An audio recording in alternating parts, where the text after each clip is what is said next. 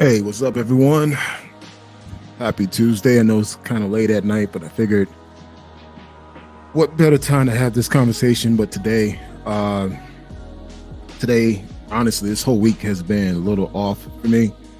And today was totally off because I got some sad news that a dear friend of mine, whom I grew up with, her husband just passed. And he passed while he was sleeping. I had the chance to get to know her husband, a great guy, very ambitious guy, great father, and a very promising future. He became a principal at a Chicago school district at the age of 30, and he was pretty much in pace of becoming a superintendent. And just yesterday, as he went to go take a nap, he didn't wake up. Found out the news this morning, got the calls, I was getting messages, and I was like, man, why everybody's calling? And find out that, she lost her husband. He's a very good man. And, I wanted to use this platform today. I know I understand we talk about traveling and having a great time, but also we need to talk about the real issues that's impacting us as men.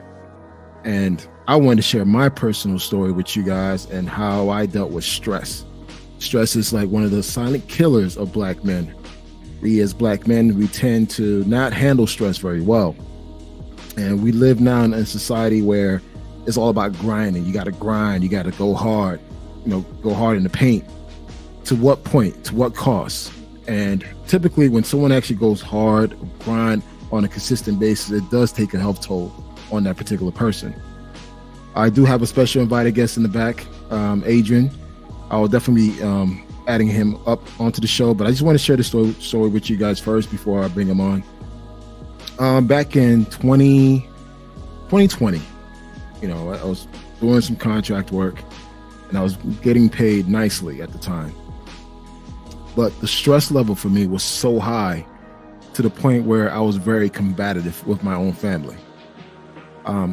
Personally, I don't handle stress well. I do try to do things outside of work to keep my mind right, but sometimes I tend to just take on too much, and I have a tendency not to say no. So this one particular job that I was doing, again, I was getting paid good money, guys, good money, like real good money, but I was taking on too many responsibilities to the point where it was actually affecting my health. Literally, guys, I was waking up every Monday with severe migraines. I used to wake up with panic attacks. And one night, I woke up in the middle of the night sweating. My heart's pounding out of my chest. And I'm like, what the hell's wrong with me?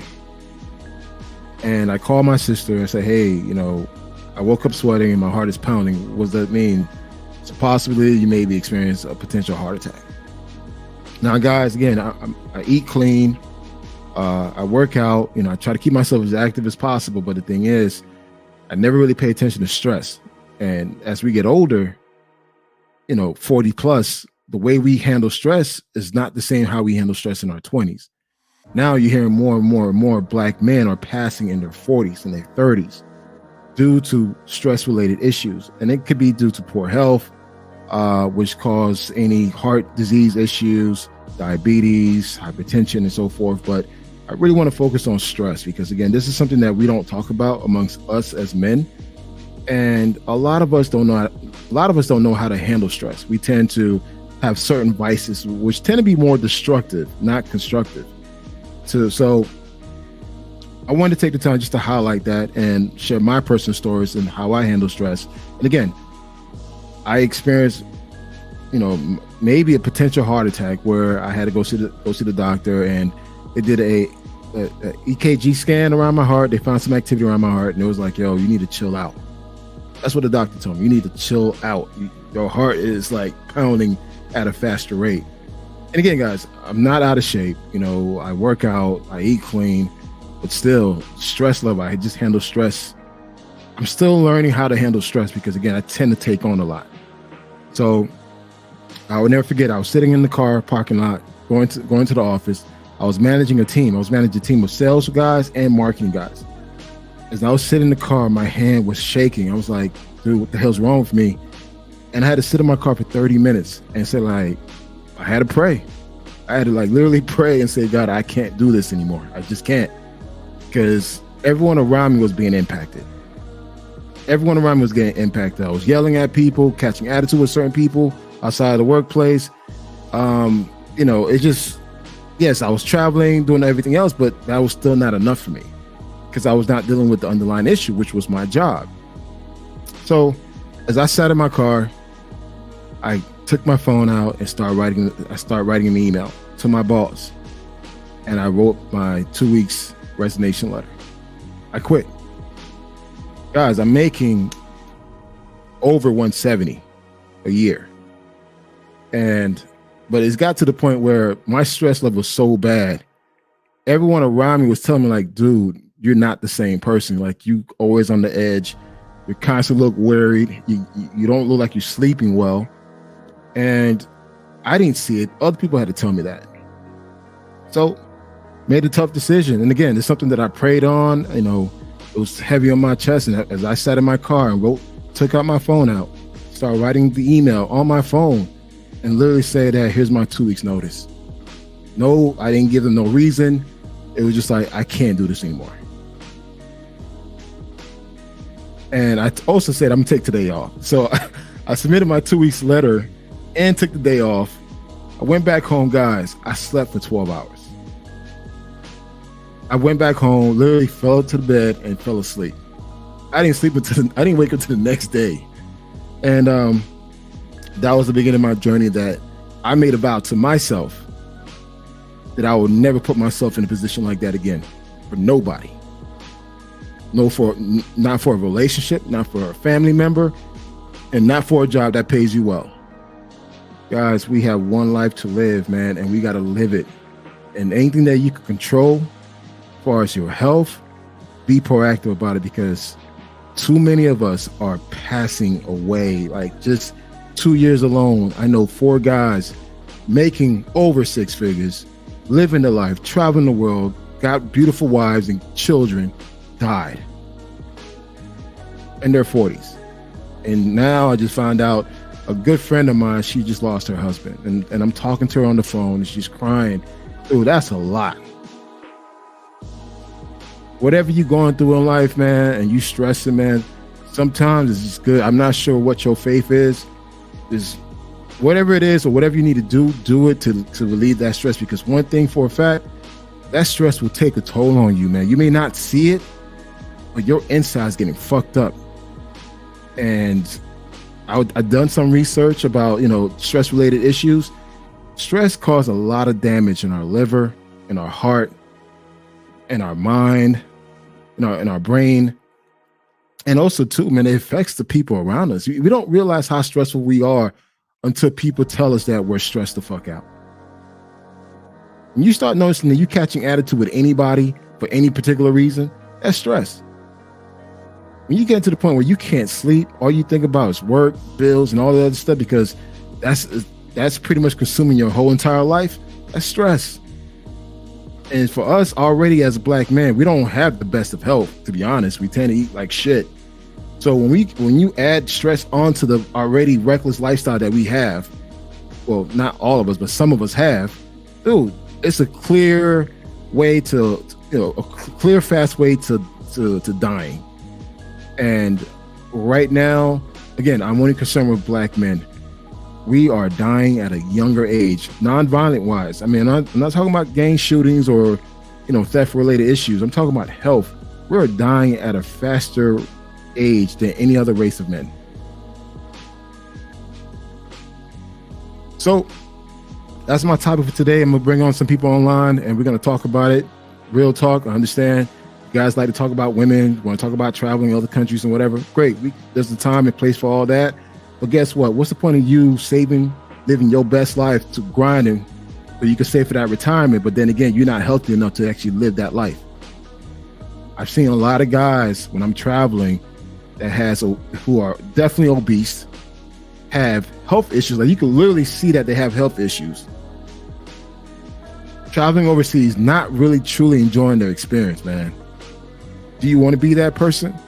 Or do you want to take better control of your health where you could go out there and live your best life after retirement or as a digital nomad or as an expat? this laziness that we tend to take about our health is no fucking excuse, man. We got a lot of information on the web. You could go see your doctor. You guys paying medical insurance that you never use.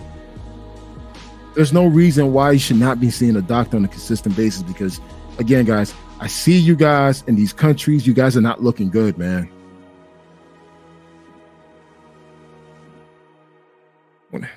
We're gonna have this conversation. Again, this is not the platform. If you want to talk about women and modern women and Western women and all this shit, this is not the platform. This is a real man talking about real issues. And again, I want you guys to live your best life, domestic and overseas. And what can we do as men, as a community, to support each other? Because that's one thing I got to say this, guys. This whole thing that we see each other as competitors, we need to stop that. This whole thing that, we see each other, we won't acknowledge each other. You see me as your enemy. There's no sense of brotherhood amongst black men. And the thing is, you see other race of men working together, building together, but we're not doing that because you know why? We see ourselves as enemies. We see ourselves as a competitor, not as a friend, not as a brother. And this is a platform that I wanted to create. I want to create a platform where guys could come together. Listen, if you're going through some shit, dude, you should be able to reach out to another man and tell him what you're going through. No man should be suffering alone, man. I've been there, and that's not a great place to be at. And again, I'm opening up to you guys and letting you guys know I dealt with depression. Severe depression, to the point where they wanted to prescribe medicine to me, and I refused that. Guys, we're not winning out here. I understand Instagram and social media wants to paint us that like we're doing all this grand life shit. Majority of us are not winning. And the thing is, it's up to us to lift the next man up and be there for him. Because again, a lot of black men don't have no one to talk to. When that black man gets fired and he can't find a job, look, he's gonna start drinking. He's gonna start doing drugs. Start doing stupid shit. We should. I'm sorry for stuttering, but this is a serious issue for me. We should create a platform where every man can reach out to one of us and say, hey, I need help. I need to talk to somebody, because we don't have that. A lot of black men are suffering in silence. And yes, they go overseas. I see them. They go overseas, and guess where they at? They're at the bar drinking, or messing with a pro just to get that human touch. And that's fucked up that, a man can't even get a touch from his woman home here in the States, but he has to go overseas to get it. But yet he has to pay for it.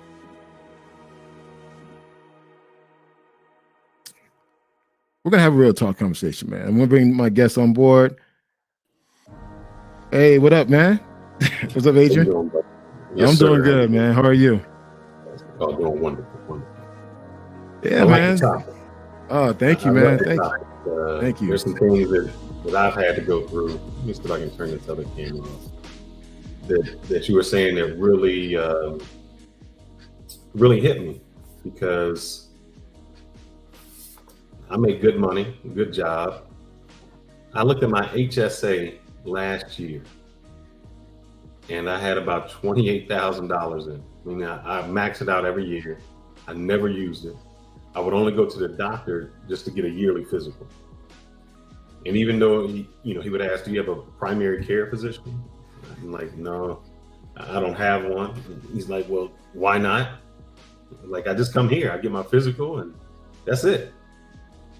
And every year I could see my blood pressure creeping up, and I just made an excuse like, oh, I must have ran in here. I came in here just off the street. And so what really hit me was, I think the year when I like to exercise and lift weights, but it was a year when I seen the bodybuilders dying off. Yeah, I remember that. Like, what the heck is going on? And it just scared me because, none of them were over 50. They're like in their mid 40s, young 40s. And so I said, I think even this year, I said, if I got to go through all of it, I've never met my deductible. Like, I have great insurance and just never met it. And I said, starting January 1st, I'm hitting everything. So I think there's a stigma behind us going to the doctor. Example, I know I told someone about a prostate exam or colonoscopy, and it was like a laughing matter. Like, oh, you're gonna let the doctor do that? And I think we shy away from that because we don't share our experiences. A lot of people get the colon cancer, the prostate cancer, we as African Americans, I was looking this up while you were talking, we have the highest prevalence of high blood pressure. Yes, we When do. you say silent killer, that kills you because it puts so much stress on your system, and you don't even know it. Like I never thought, I didn't feel it. I had dealt with it so long. This is like if you have an ailment and you've dealt with it so long that you just live with it. So I just thought this is how I'm supposed to live. I even found, we talked about vacations and going out of town. I found that when I had to change up. When I used to go out of town, I would still be stressed because I was like, I got to do this. I got to do this. This is on my list. And I was stressful going out. And I said, you know what? I travel enough that if I don't see something, I just return. So I'm just going to pick one or two places. I'm going to enjoy it. If I don't make them all, I'm fine. I'll be back. And so I think that's what we have to do. We have to remove the stigma, one, and we don't go to the doctors. I don't know. Like you said, you had health insurance, great health insurance. I'm not sure why we aren't getting more than just a physical checkup. Because just with the high blood pressure, I found that, oh man, that's affecting my kidneys. That's affecting, other things. And then, you talk about high value. One of the worst things, I know this is crazy. Becoming high value and making money changed the way I eat, but not in a good way. It should have made me eat healthier. When I didn't have a lot of money, I was just like, all right, I got to do the chicken breast and some broccoli, some egg, the cheapest kind of form of meals I could find. Now I find Sunday brunch, the mimosa, happy hour going out. I had to tell my wife, I said, this is it. We can't do this anymore. I looked at my bill last year. I mean, I was averaging close to $800 a month just going out. Wow. And I said, I couldn't even remember it. I was like, this is just, I'm eating bad. I'm doing that. And I said, we have to change that. We can afford to eat healthy. Why are we purposely eating bad? So the high value lifestyle wasn't being conducive for me because I wasn't using it to the way I should have. Meaning all the great things that should make you high value. I mean, you have a job, you have health insurance, you can eat better, you can, you're not under the pressure of I can't pay bills. All of these things should make you bring down stress. But I was using them to actually elevate my stress. So, I'll let the other gentleman speak. I'm sorry. Go ahead. And before Alex, before you chime in, I want to talk about what you just mentioned about the whole prostate and checking your colonoscopy and everything else. Last year, guys, I had a prostate scare and a colon scare. I did a full panel test, and they found my testosterone level was quite low. And I'm like, okay, what's causing my testosterone going low? So they did some more screenings or whatever. And they say, you have a PSA issue. So I had to do more screenings and everything else. And lucky for me, they found out everything is fine. My testosterone was back up, all natural. Basically, it was the stress. The stress was affecting my testosterone. Oh, no. And I didn't tell you about that. I'm sorry. The doctor assigned me and my wife want to have children. I got assigned Clomid. And Clomid helps bring your sperm level up. Because I was like, I'm healthy, I'm in shape, I gotta have high testosterone. He's like, nah, brother, he's like, your blood pressure is affecting this, your stress is affecting this, all of that is affecting your sperm count. Like, I didn't feel it, so that's something. But go ahead, I apologize. No, that was the same issue with me. I was like, man, well, I work out, I eat clean. Like, no, you're stressed. There's something that's causing it. Then also too, I had to do 2 colonoscopy and an MRI because they thought they saw a mass in my colon. So I had to do all these additional screening. Thank God I was cleared. But guys, I had to do that test twice, that whole colonoscopy. And and it was not a great experience. And also too, I had to go do an MRI, both my prostate and my colon. And lucky for me, they caught everything early. But you mentioned something that made a lot of sense. A lot of us, we tend to find out about our prostate issues later in life. And by then it's stage 4. Same thing as the colon. The doctor told me, I just got mine back. So I'm at like under 1. Okay. And he said, nobody should die of prostate cancer. I'm like, what do you mean? I hear about it all the time. Yeah. He says, no, what you hear is the people who come in late in stage 4. Because if you do a yearly exam and it starts to go over 3, they can catch it right there. And it's like, we either take it out, we can treat it. But he said, the people that I see are already in stage 4, like you said. Yeah. And I'm talking about the colonoscopy. I didn't have a bad time with that. They put me to sleep in 20 minutes. Yeah. Well, here's the thing is, okay, I had to do another procedure where they put me to sleep, where I was wide awake for this. They put testants, I forgot what Constantine, something like that, in my rectum. So I had to be wide awake for that entire thing. Then I had to put me inside an MRI. Dude, that's the most uncomfortable feeling, something going inside of you while you up wide awake. And I had to do that twice. And again, but thank God they didn't find anything else. They say, hey, there was just a false flag. But still, they say, hey, listen, you're 45 now. You need to be more proactive. Stay alert. Every year, you should be doing all these type of health screening, like a full panel screening. Mm-hmm. And those, I think they call them pull-ups. Did they find? Yeah, pull-ups. Yeah. So luckily I didn't have any. But if you have them, those are the beginning of cancer. So if they cut them out, you're good. You just have to go back to the screenings. We don't do that at all. I don't know if it's a mentality that we feel that we're tough. We wait until the very end to try to get to the doctor. I don't know if this masculine mentality that we have that just drives us away, but that it's going to kill us. Yeah. It's going to kill us. Alex, man, what's your thought on it, man? Hey, Alex, you there? Yeah, I was trying to unmute the mic, and I think we muted each other back out. Okay. So, you on the right topic. We talked about this several times. My industry is both health insurance. Yeah. So, but for my personal experience, I'm going through PSA panels right now because I have elevated PSA. I got it set up for MRI once I get down to Texas. I'm in the middle of moving. I'm actually in OKC today. Okay.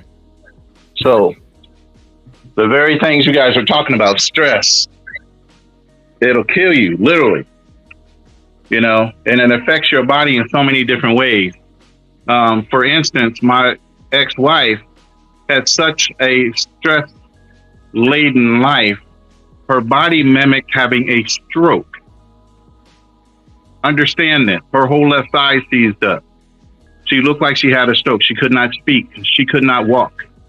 Her hands balled up. It took almost 7 years to get her out of that situation. Okay. My situation, I'm running an agency in an international company, have over 300 agents with me. I got to a point where I didn't care about money at all, making well over 6 figures. I threw it all away to take care of myself. But at the same time, it needed to be done. Here's the thing, fellas. I'm going to tell you this. Once you have the formula for making money, that's not the issue anymore. You know how to make money. Now it's about personal growth and making sure you can maintain your health behind making the money. And that takes effort. Some of this stuff we can do with our eyes closed when it comes to our jobs and making money. But it takes extra effort because it's not in our mentality to care for ourselves. It's in our mentality to protect and serve others, our wives, our kids. Our priorities change when it comes to those things. We are putting ourselves last as men, especially Black men, when we should be prioritizing ourselves to be a priority health-wise, physically, mentally, spiritually. I'm an advocate for PTSD, stress, and depression. Okay. Battle-worn, torn from Iraq, original Gulf War, been to Somalia, served my time. The shirt that I'm wearing right now is an advocacy for veterans that commit suicide. 21 veterans a day commit suicide. These are able-bodied men. But the stress level is so high, and they teach us how to compartmentalize our stress. and put it off and put it off, and you never go back and deal with it. Because we have other missions. Our missions are our kids. Our missions are our wives. Our missions are everything but taking care of ourselves. You have to reorganize and reprioritize the way society has taught you how to be tough men and suffer in silence. Fuck that. I want to use Kevin Samuels as an example. You guys know Kevin Samuels, man. You know, he preached about you got to work 60 to 80 hours a week. You know, remember he was preaching that to be high value, and yet he ended up getting a stroke. And I don't think he actually lived a healthy life. You know, we don't know what was his previous issue was, whatever, but he was advocating for guys to stay grinding, work 80 hours a week. If you want see to that word right there is a problem. The word grinding. Yep. That means to wear down. Fellas, drop that out of your vocabulary. Understand this. You can work smart. You don't necessarily have to grind yourself into a grave, because who are you really working for if you wind up dying early? All the things that you've worked hard for, even if you have a legacy, they're never going to appreciate everything that you've worked so hard to get, because they don't have the same value behind it. Mm-hmm. Understand that. Your children will not have the same value behind it unless you make them have that value. Only way to do that is put things in trust, make sure that you edict and dictate how things are going to be given out over a period of time, so they can't just sell it off and not appreciate the hard work you took to get it. And that's the whole thing. Before you even retire, you've worked yourself into a point where you can't even get around by yourself. Yeah. Okay. Too many people get up to 65 saying, "Oh, I'm going to do this, and do that when I get older." That's why I'm such an advocate for doing things now. I'm 55, semi-retired. I'm rearranging the way I make money. I'm rearranging a lot of different things because I want to experience my life and do the things I want to do now. Why am I waiting until I'm so old I can't really enjoy myself? Mm-hmm. I want to ask both of you guys a question. What are your thoughts of how the Black community deals with depression?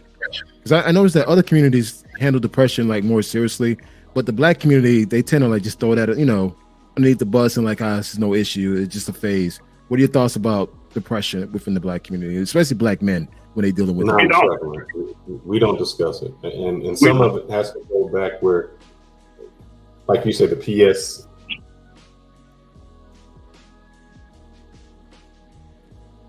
through all of these other things, that was depression. What you feel now isn't depression. That's kind of what I've heard.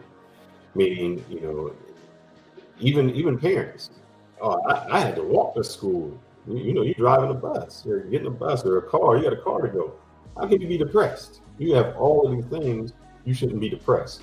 So I think we minimize it. That in anything like that, we don't call it depression. We just say, And on top of that, most of us in the African American community, we may grow up without a lot of income or in a poor neighborhood. So we figure that's just how it is. That's the depression. And once you made it, because that's what I thought, once I make it, I shouldn't feel any type of depression. I have all the things I want. But we put a stigma behind it. It's very rare.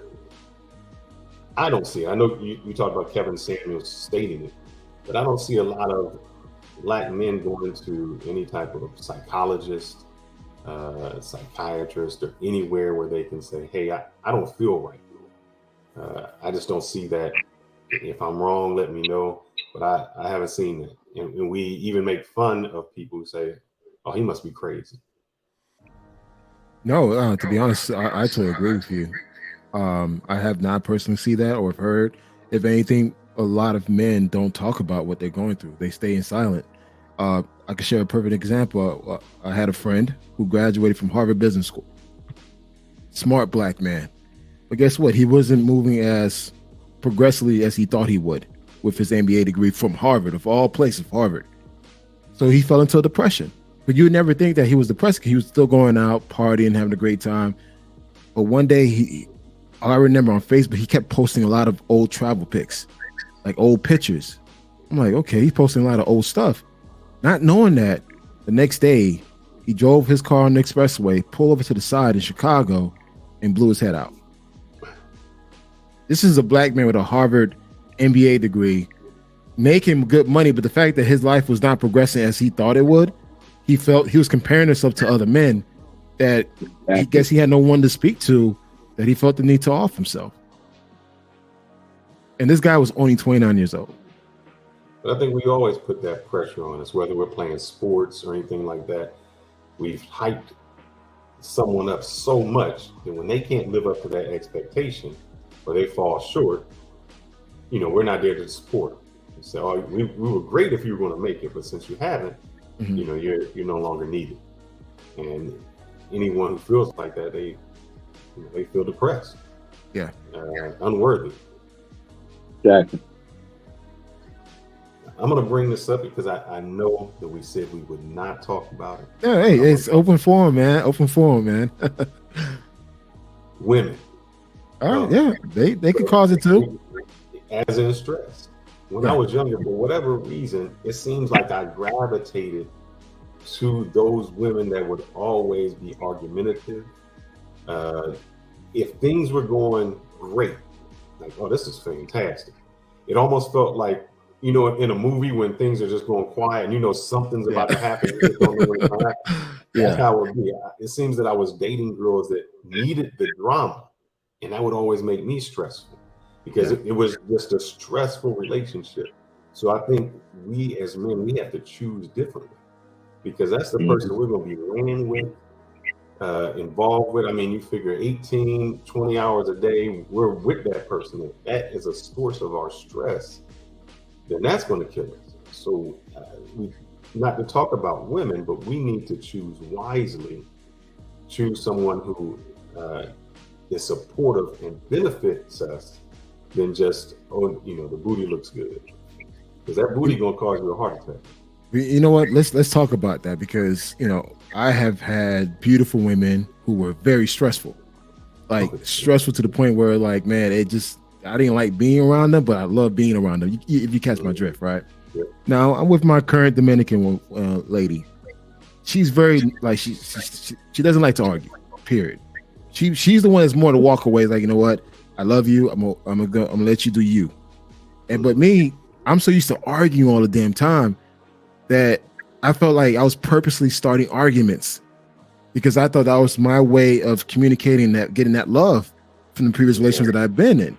I had to literally check myself like, yo, that type of relationship you had in the past were not good. And I think a lot of us black men, we dealt with that for so many years. And we think that that's something that should be expected in every relationship. But no, it should not. So for me, I'm not used to being someone being nice to me and not expect anything in return because I'm so used to, you being nice to me, but I know you got something, like you want me to do something for you later.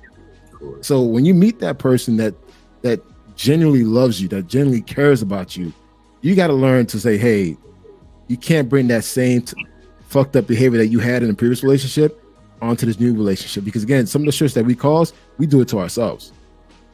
Well, I think we learn it from a young age.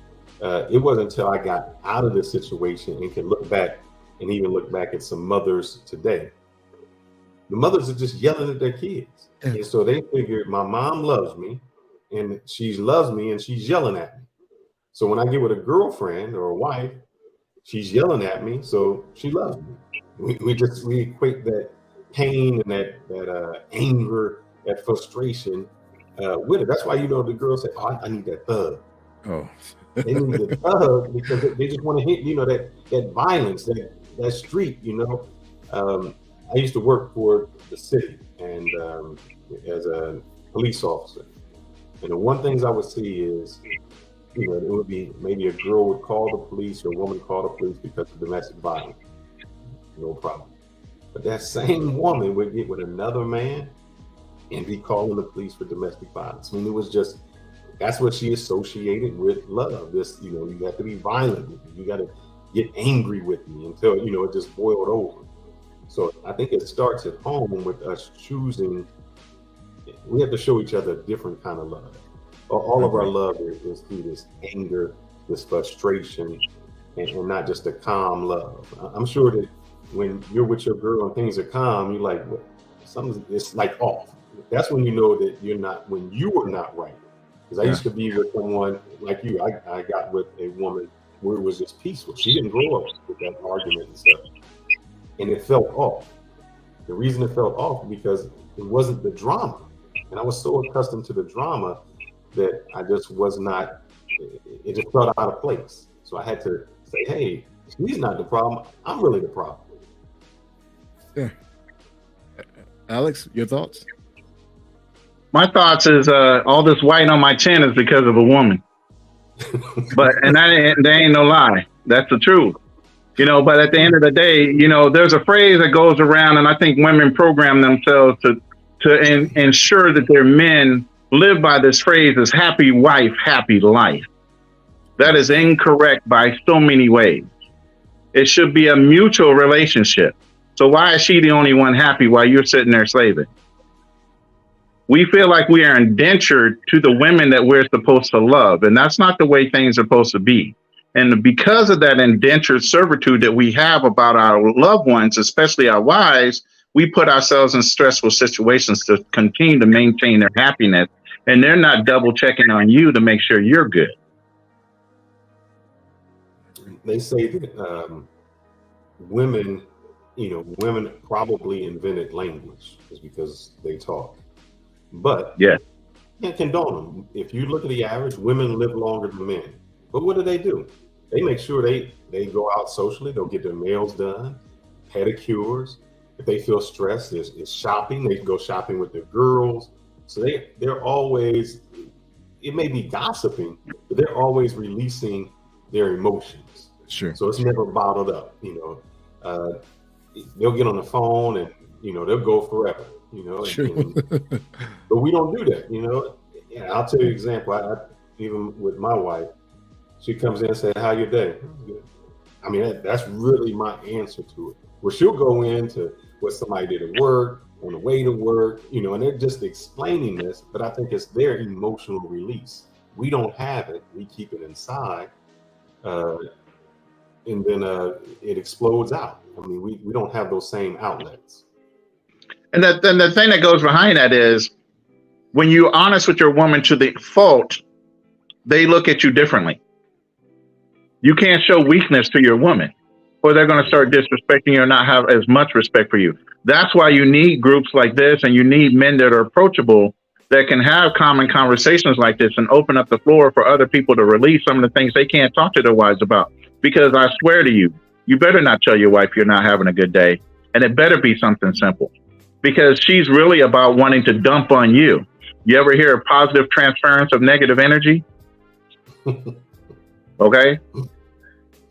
It's an engineering formula, but at the same time, it's very true. You can walk in a room and be happy as a lark. Somebody sits there and dumps on you all their emotional issues. They exhale like, I feel so much better. They walk out the room and all of a sudden you got the whole bad feeling all up on you. And you're trying to solve that problem. Of negative energy. It's a fact. You're trying to solve the problem, and they don't even care if you solve it. If it's solved, they're just getting it off their chest. And you're consistent, like, well, how can I solve this? Well, okay. Well, so what are your thoughts of having more men, especially black men, letting shit off their chest? Because a lot of black men, we tend to keep that shit in until we blow up. Right. So do you think there should be more outlets out there which allow men to, express themselves more freely versus just keeping it to themselves? Of course. Any type of group. I mean, it could be as simple as, even if you have a sporting event, like, hey, we're going to do basketball, just so we can talk and communicate. I think that's something we do. We'll talk about everything, sports, women, girls, but we never talk about health, stress, what's going on in life. One is because as men, we do not want to be viewed as weak. Yeah, I agree. And, anytime we, like the gentleman stated, that vulnerability, we don't want to have any type of vulnerabilities. I agree. So I don't know how to create it without having no stigma. I mean, it's going to take, the good men to say, hey, this is a safe space. and we can communicate with that. Yeah, I remember I was going through some issue. I was going through my divorce, whatever. I haven't seen my child like in 8 months. You know, it was one of those types. And I took a trip to Medellin, Colombia. And this was 2017. Went there, had a good time. You know, I did things to keep my mind off of the whole divorce situation, right? And I met a guy in the group, and we were sitting. He actually came into my apartment. We were just talking because we were just pre-gaming, having some drinks before we hit the club. Right. And as we were talking, it was just like, for some reason, something about him that allowed me to just open everything up. And when I did, listen, I'm not afraid to say it, guys, I cried my ass off. I just let everything out. Like, he just sat there. It's like, let it out. I mean, I literally cried because I missed my child. You know, I missed my other son. You know, it was so much going on at that time in my life. My life was like a living hell. But yet I was traveling around the world, having fun, doing this, banging that. But all that shit was not making me happy. It was just my temporary escape from the issue that I'm dealing with back home. So the fact that he allowed me just to let everything all out, and it's like, yo, everything's gonna be all right. Dude, I felt so great afterwards. But you know why you were able to do that? That person didn't have anything on you. Meaning, when I was back in college, I remember the professor was explaining some things, and he was talking about, oh, you have your wife, and then you have like your number 2 girl, and then maybe some girl on the side. Yeah. He said, your number 2 girl knows more about you than your wife. Wow. You talk to her, you tell her all the secrets, you do that. And the number 2 girl thinks that if the wife leaves, she'll move to number 1. He's like, no, that doesn't happen. The reason she can't move to number 1 is because she knows everything about you. You've been vulnerable to her. And you don't, you know, it's easier to pretend with your wife because it's strong. You can't be with a woman that you look vulnerable to. So in your case, you were spilling out to a stranger because he had nothing over you. You know, he didn't really know you. He had no strings. It was like, if he judges me, so what? I'll never see him again. Yeah. So the sad thing is we're able to do that with strangers when we should be able to do that with friends. That is so true, because to this day we're friends. We're friends now. Like, to this day we still trying to figure out when to meet up again. But again, I always say thank you for allowing myself to let it out, because after that I felt great. I felt like I was carrying a big gorilla fucking silverback on my back for so long that it was just like their weight was let go at that time. And for the rest of the trip, we had a blast in Colombia. Medellin, did our thing, you know, enjoyed ourselves. And I went back home feeling energetic. You know, I felt motivated. But it's sometimes we need that outlet where we could speak to another brother and like, hey, listen, let that shit go, because we tend to carry it until that shit takes a toll on us. Yeah, I agree wholeheartedly with that. Another thing is, I know you talked about your Dominican girl. So you know, my wife is also Dominican. And one thing I asked about, it just seemed foreign to her. So I said, you know, well, do they have it where, you know, the woman in DR, would she keep her kid away from the man? She's like, huh? Like, that's just not even it's not a concept they have, you know. I mean, I've been through that when it was with my son, and he's like, well, why didn't you fight for me? And I was like, bro, the question you should be asking is your mom. Why would I have to fight? You know, that's the thing. Yeah. But you know, that causes a stress with us and marriage. They say, you know, men, even with marriage, we lose way more than what women lose. Yeah. They can go into a marriage with nothing and come out with a lot, but we come in with a lot and leave with nothing. I agree. So, you know, and there's no help groups. There's no. Just think about it, how we deal with stress, because we have to be strong. If I hit a woman and I black her eye, she calls the police. They say, what a bad guy I am. That woman hits me and blacks my eye. It's like, oh man, you must have been doing something wrong. Yeah, that's she got over on you. They laugh. You got beat up by a girl. There's no upside to it. So that's just with that dynamic. So if we can't express to say, hey, you know, I'm in a violent situation, how can I get out of it? And, you know, if we can't do that to the police or anyone else, yeah, how do we expect it to do it amongst ourselves? I agree. I totally agree. I wanted to ask you, you know, like this is my thing. I noticed that whenever I see a black man, you know, I see a brother, I see a guy like, hey, what's up? How you doing? Whatever. But lately, I've been noticing that we just have this negative tension between us for no apparent reason. Like you see me as your enemy. Why do black men view themselves in that manner versus like when I see the Hispanics or the Indians, especially in the workplace, they work together as a unit. But in the workplace, you see me as your competitor. And it's just like you may know information that will benefit both of us, but you want to keep it to yourself versus someone who is from another race. They'd be quick to share that knowledge and experience what they like, you know, with their Because brother. I want to be the only one driving a Mercedes. Yeah. See, that's the difference with us. I want to be the only one driving a Mercedes. I want to be the only one with the Louis Vuitton. I want to be the only one in the nice house. The Indians, I know because I'm in IT. I work with. Yeah, we're in IT. Yeah, yep. They say I'm driving a Mercedes. I want my friend to drive a Mercedes. Yep. I want my other cousin to drive a Mercedes. Yep. The information share because it's not a jealousy thing with them. We look at we need to be the only one, and they say no. I mean, even I'm in Dallas, and there's neighborhoods like when one moves in, they bring their everyone. Yeah. Oh, you know, this person's my neighbor. This person, they share the wealth and knowledge. For some reason, we feel that it is a win-lose, meaning if I make money, someone else has to lose money. And that's not how it is. There's enough for everyone out there.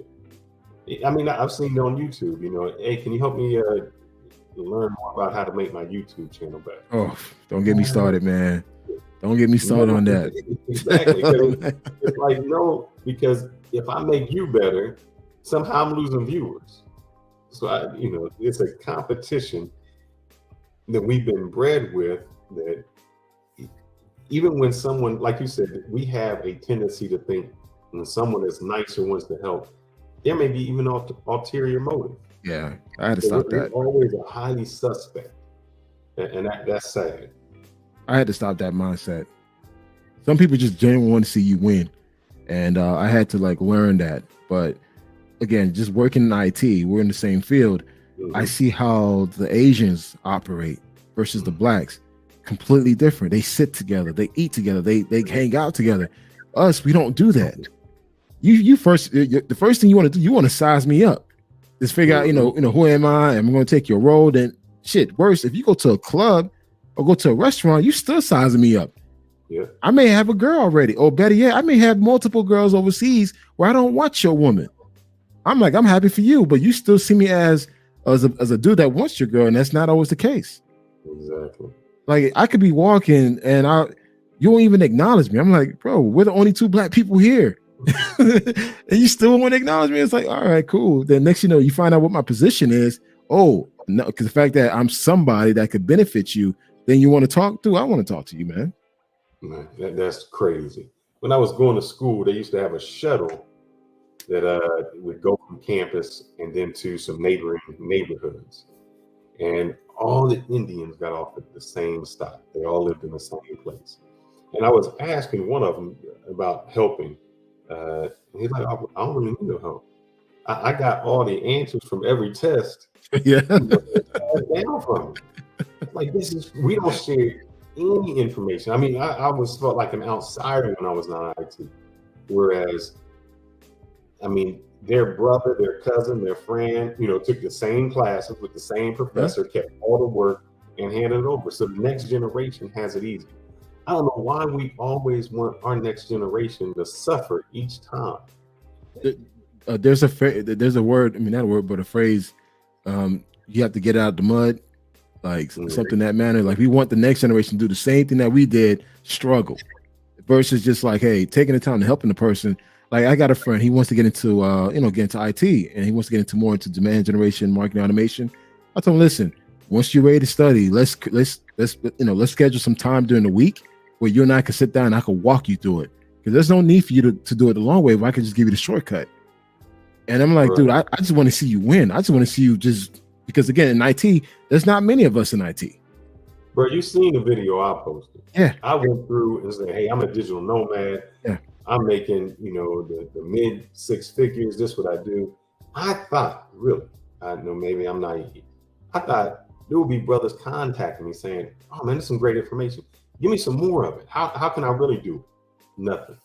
Yeah. Now, when I posted about a girl, Yeah. oh man, I got 1,000 comments. This, and I said, I still live by the Chris Rock, because even my wife says, "Oh, what if you go there and you meet a fine woman, and you want to leave?" I said, "I'm all about money. I'm not passing no vagina up for no money." So Yeah. Chris Rock, what does he say? You can always get girls by making money, but you can never make money by chasing girls. True. And the brothers are chasing the girls, but they don't understand that the girls love the money. Yeah. And I just thought, I've tried to give it to brothers in a spoon feed them, because I've seen it where we had a girl, they hired her before she graduated. I think it was she came in co-op. Okay, intern. Mm-hmm. Yeah. And she had $80,000 coming out of college. Still, she still ain't moved from her parents' house. She'll Zoom. She's like in her bedroom from home. Yeah. I said, man, she's making all this money. And I couldn't, it's an ego thing. And I couldn't, when I tried to mentor some brothers at the job, they just thought they knew it all. There was one gentleman that he just said he knew it. There was a girl that every time she would give us her speeches, they had to do a presentation. She would just say, she would say, to the point where I couldn't listen to her because I was counting the ums. She said, help me out. The brother didn't need no help because he knew it all. At the end of the day, she got hired. She came on spotless because she wasn't afraid to ask for help. Yeah. And I think that's something else that we have. We are afraid to ask for help because we fear that rejection from a guy. And the sizing up, I don't, if you think about it, other races don't want to go through, if they got it from the mud, they want to be the only people that got it from the mud. That's it. They don't want their children to get it from the mud. But we don't. We want you to start all over. We want you to be hard. You grew up you made this money to grow up in the suburbs, to make your son hard and bring him in the hood. We do it, and I still don't understand. It's funny because for me, I'm a first generation American. Although I came here in 1978 with my mother from Haiti. Okay. We struggled. We were poor, man. We lived in the projects in Miami. I seen it all, dude. My next door neighbor was a prostitute. So I was exposed to a lot of stuff, man. And this is Miami in the 80s when they're doing that crack era. That shit was real. I seen everything, man. And I never had anyone to mentor me. I was raised without a father. A lot of my friends didn't have fathers. We lived in the projects. And so growing up, man, I was never exposed to have anyone teach me or guide me the right path as far as, okay, if you want to get to corporate, this is what you need to do. I remember my high school teacher telling me, hey, you're not college material, just go get a job at the airport. I'm like, damn, and guess what? I did that. 18 years old at the airport lifting baggage. And I'm like, yo, my back is killing me. I'm 18 years old, my back hurt. So I decided to enroll myself to community college. Now, dude, I got an MBA. I earned my MBA degree at 28. So this is from a kid that was not college material to having his MBA degree. And now, so whenever I meet someone new, someone young, I try to give them ideas. But like you said, they always push back. Like they know it all. So I'm like, all right, cool. But guess what? That white kid, that Asian kid, that Spanish kid that comes underneath that I manage, he's trying to soak it up. He's trying to take me to lunch. Like, hey, what can I do to get better? I rarely get that from another black person. A guy told me when I was younger, the best advice when I was started off in school, he said, you can work hard for the next 4 years and skate the rest of your life, or you can skate these 4 years and work hard the rest of your life. And that's what we do. But think about it, not to always circle back to women, but we are, it's okay. Women motivated. And if you ask a woman, because I used to be called a square. I thought, man, I got a job. That's like a bad thing. Like I got Instagram. But when you talk to some of the women, they say, oh, I want the scammer, the robber. Yeah. That's the type of man they're looking for. The 9-to-5 person just doesn't do it for them. And I say maybe here, because I don't see that in other cultures. I don't, that's frowned upon. They want the person who has the good job, the stability, but we're not there. Yeah. So I don't know how to get us there. Even when going back to school, I would try to tell guys, "Oh man, just going to IT." I don't know if they're just afraid. I think that it's so difficult, or what. But there's money out there. Because everything is coming to IT. Everything you do now, your social media, all of that. If you just learn a little bit. I mean, even with just AI, people don't realize like using ChatGPT. Dude, I could use ChatGPT to create a video YouTube script for me, and I could create a video. So I'm learning how to use this tool as an expert. So I could put that as one of my skill sets. And again, whenever I do a podcast that talks about, becoming a digital nomad, how to better your skills, self-improvement, and health, I get the lowest views, man.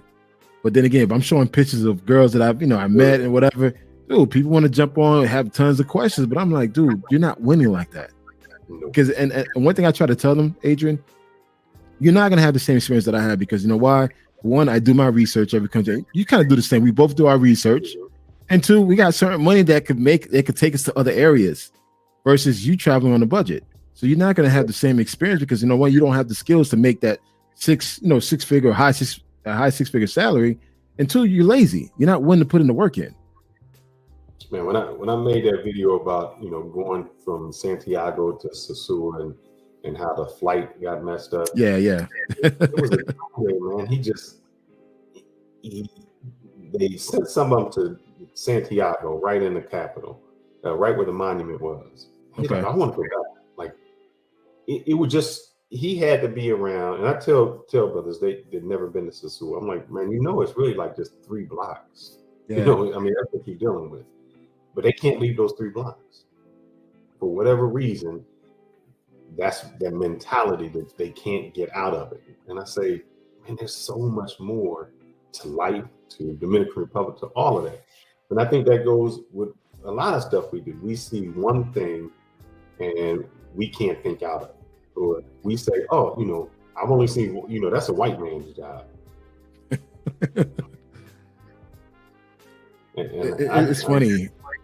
It's funny, Adrian, because last week I did a video on Dominican Republic and I highlighted all the cities that I've been to. You've been to multiple cities as well. Mm-hmm. Shit, you even recommended one place that I'm going to go check out when I go back in June. I'm gonna definitely check it out. And the thing is, I've met guys that have gone to Sosúa for like 10 years and never went anywhere else. And I'm like, bro, you haven't gone anywhere? Have you seen other areas? Like some of the best women that I've seen in DR were outside the major cities. Yes. Like, La Vega, the Bonao. Oh, that's what I said. Boca. Yeah.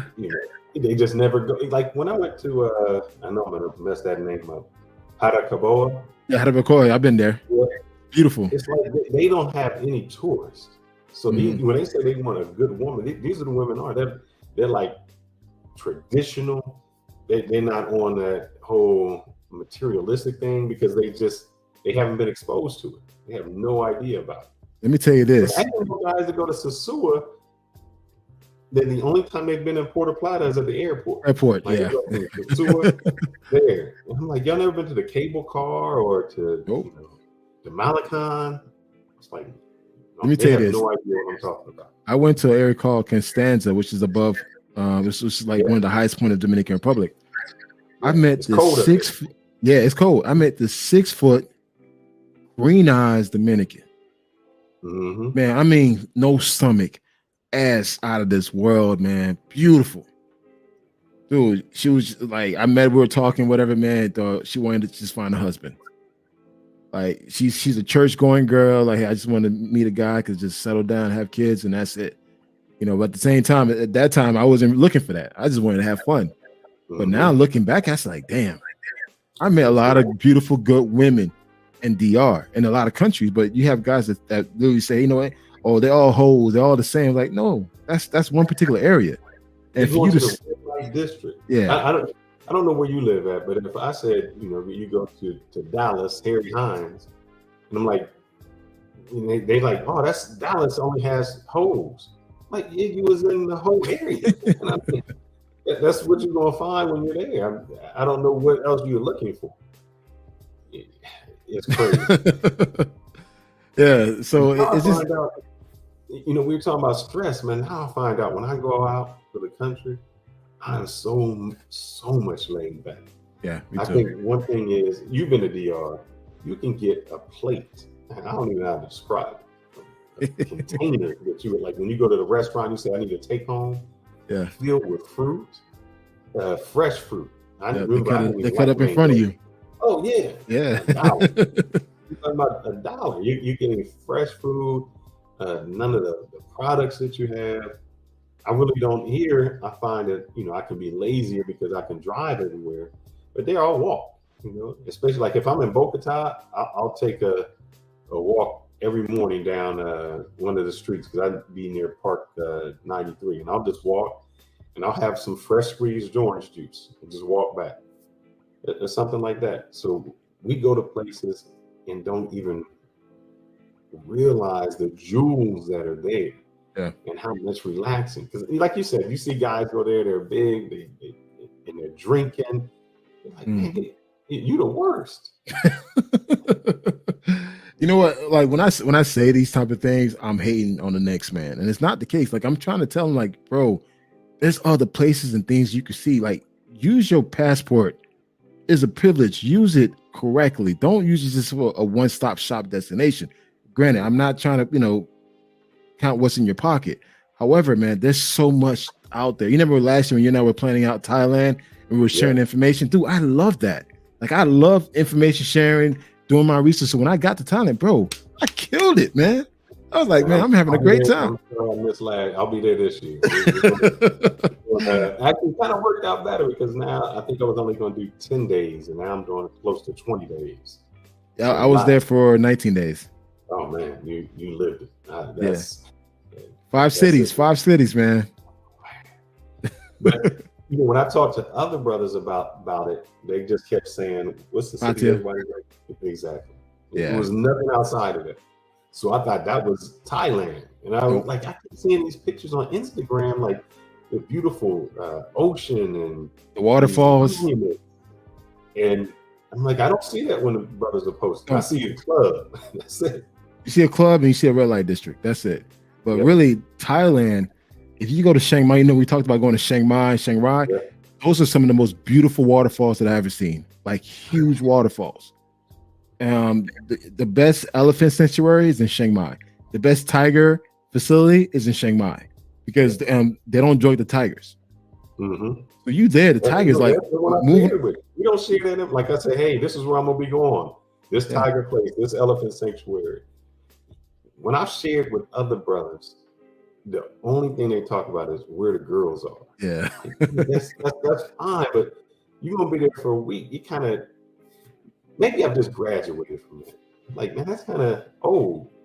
And if you've been going to DR as long as I've been going to DR, I'm like, I don't have to pay. If I wanted a girl, dude. Mine isn't what you getting. Hey, but you know what? You know what people don't want to talk about? I mean, I seen your picture. You stay in the gym, you work out. People don't take that into consideration. They think that because you're an American, they should instantly fall, drop their pants off and jump on you. It's like, no, it doesn't work that way. If you go to Dominican Republic, Colombia, some of the people out there are some of the most vain. You look at the guys, they take care of themselves. So if you're going out there looking all sloppy, think you're gonna grab any type of chick that I could grab, it's not gonna work that way. Look, man, I don't want to preference it by saying I'm not gay or something, but that Latin lover thing, it's real. It's real. Like the way a girl would go to the salon, a brother goes to the barbershop, like on a weekly basis. They coming out fresh, cut, clean. I mean, they eyebrows getting arched. Yes. That whole metrosexual, because I thought, and even when I was going down there, I had to be checked. When I got with my wife, she was like, "Yeah, you can't leave the house like that." Like I was going something on. It's like because one, I become a representative of her. My girl told me that too. Yep. And then we do it. The only reason we even get away with it is because they think we have some funds. Yeah, that's it. Other than that, we couldn't compete with them, man. We couldn't compete with. I know I couldn't compete with Dominicans on that level. On the other level is, especially even with women, they don't care. Like we get a fine woman and we want to send them all kinds of money. The things that they would do to American, they would never do to a Dominican. It just doesn't happen. I agree. It's a respect level. We think we alphas. Now we simps. We simps. And I had to, when I was there, a girl told me, we had been dating and, then we just became friends. And she's like, you got to go out with my brother. I'm like, why? She's like, he needs to show you how to deal with these women. We just don't, they don't do that. They figure, what I've tried to tell brothers is, especially in all the Latino countries that I've been to, that the girls all look good. They all have a nice body, nice hair, nice everything. Mm-hmm. So the women there do not compete on looks, because it's like if I'm a millionaire, we all millionaires. I can't compete with you with money. So I have to do something else. So that's why they're like, oh, I'm going to cook for you. I'm going to clean for you. I'm going to do all of these other things that's beyond, because that's what makes me feel special. Yeah. And I think like I said, just to even go back to stress, I think we have been neglected so long that when a woman does something, like I remember when I went there and I came out of the shower, the girl had ironed my shirt. I thought, man, she's a wife. Something simple like that, because we are not accustomed to that type of treatment. Yeah. We just don't have it. But I think, go ahead. No. It's funny. Everything you said is true. And I told guys that a lot. You cannot compete with the local men. The women ideally desire their local men. However, if you come par to par with them, like you look good, your body's on point, your dress game is on point, dude, you already above them. But a lot of guys don't do that. You look at the average guy that goes to Dominican Republic or Colombia, Brazil, they're wearing socks and sandals, overweight, basketball shorts. I mean, they don't invest in the cologne game. They don't take care of their teeth. They don't smile. They mean mugging. So those things, they think that works in the States will not work in these countries. Like I literally had to change the way I dress when I travel now. So now it's like, okay, like for instance, when I went to London, I bought me a blazer just to like to fit to a certain. You can't wear those oversized clothes that we. No, you can't. They don't work anywhere but the United States. Nope. You're getting something fitted tight. Your jeans. I mean, I wore it because my wife was like, you look fat in that, just because everything. Hey, Adrian, my girl, she hates when I wear a white shirt because like I have broad shoulders. So when I wear, when we wear white, it kind of makes it look whiter, but we're not. But my girl's like, don't wear white around me. You look big. It's like, but then when I wear like black or something slick, oh, I love that. Yes. And you're right about certain pants should be like more slim cut. The shirt should be more fitted. Guys, go to the gym. And one thing too, man, like I go to the gym in DR. Man, I see some of the baddest women in the gym, like just doing all these squats. I'm like, God damn. But one thing that I've noticed, when you go to DR, what's the baseball player's name that went from black to white? Sammy Sosa? Sammy Sosa. All right. So you know what he used to do before he was a baseball player? Or maybe you don't. Shine shoes. So I'm just going to think about this. Whenever you go to those countries, you see guys who always want to shine your shoes, right? I mean, you experience that? Like, hey, I want to shine your shoes? Yeah. But the thing is, I always have sneakers on. So it's like... There we go. That's what I'm bringing up. They don't wear that, man. They wear dress shoes. The only people you always see and wear sneakers are Americans. And that's why we don't even want to get our shoes shined, because we need tennis shoes. But they shine their shoes because when you look at other Dominicans this day, and you'll see they're not wearing tennis shoes. They're wearing some hard shoes, some dress shoes. They dressed up. And that's how I started to see, oh, that's an American dude. He's from the States. He's from this. Because our dress is entirely different. But they dress into a dress. One thing I started doing, like when I started partying in Santiago and Santo Domingo, I started dressing more with pants, loafers. You know what I mean? Yeah. So I tend to look the part. So when I'm out, like I kind of blend in somewhat a little bit, because just dress wise, I'm not wearing the big Air Force Ones, the Jordans, the New York hat. It's like, no, you dress like a man, and women will love that. This whole hip hop look you trying to be in these countries, man, they're not attracted to that. No. I mean, maybe the lower tier women, but do you want the educated, well, smart girl that can actually bring value to your life? You got to dress like a grown ass man. Exactly. And you'll see it. And I think the guys that go there are so accustomed to the lower end women, the lower end women, that they are intimidated by the higher ones. And I can't understand it. Like, I got immersed, when I would go to, and these brothers don't know, brother, they don't know how easy they got it. Yeah. I just didn't understand. There was no Google Translate when I went. There was none of that. Same here. When I used to get off the plane, this is how it used to be. They don't even know how easy they got it. When I used to get off the plane in DR, you used to have to find somebody with a different SIM card, like an orange card. Yep. You had to put that card in, and you wouldn't get minutes. They would be these little scratch offs. Mm-hmm. So they would scratch it off, and then you put that code in, and that would give you so many minutes. Yep, I remember that. The girls, when they would call you, because it would cost the person, whoever called, that's who had to pay for the minutes. So they would call your phone and hang up. And I'm like, what does that mean? Yeah, because you have to call them. Yeah, they call it a beeper. Yeah. Like, it was beeping your phone, so you would call them. Yep. And there was no, you either had to have a translator. There was no Google. When I drove to like Sosúa from Santo Domingo, they said just get on, go to JFK and just take the road. You didn't know when you was going to get there. You just drove. I just drove till I seen the monument. I'm like, I don't know if I'm there or not. I'm just going to keep driving. They said it's going to take this many hours. They got it so easy and still are fumbling the ball, which I cannot understand. I mean, you do know why. It's the laziness. They're not willing to put in the work. They think by simply being American, everything should fall into their lap, and it's really not the case. Now, if you want, something more lower tier, then yeah, it's easy. But if you want something of high quality grade, you got to put in the work, man. You got to go out there and socialize, smile, be approachable. You can't just show up and look at me type of mindset. You can't have that. Mm-hmm. But you hear, that's why if you see the post that you put on, where they say, "Oh man, Santo Domingo's garbage." Like, that's the capital, man. That's like New York. They got malls that rival our malls. Yeah. There's people that got a lot of money down there, but they don't do it. You've been to Santo Domingo a lot? Plenty of times, man. So I dated a girl. This is back in the day, and she was from a place called Arroyo Hondo. So when I first got there, the first girl I met, I didn't know she was hood. And, she was just pretty. I had no idea she was hood, because it's just like if I'm a black dude and I see a chick and she got weave and all that, I'm like, oh, she ghetto. But I didn't see that. This is just a pretty girl. But yeah, she was from the hood. And there was when you go there's Venezuela Avenue. Venezuela Avenue.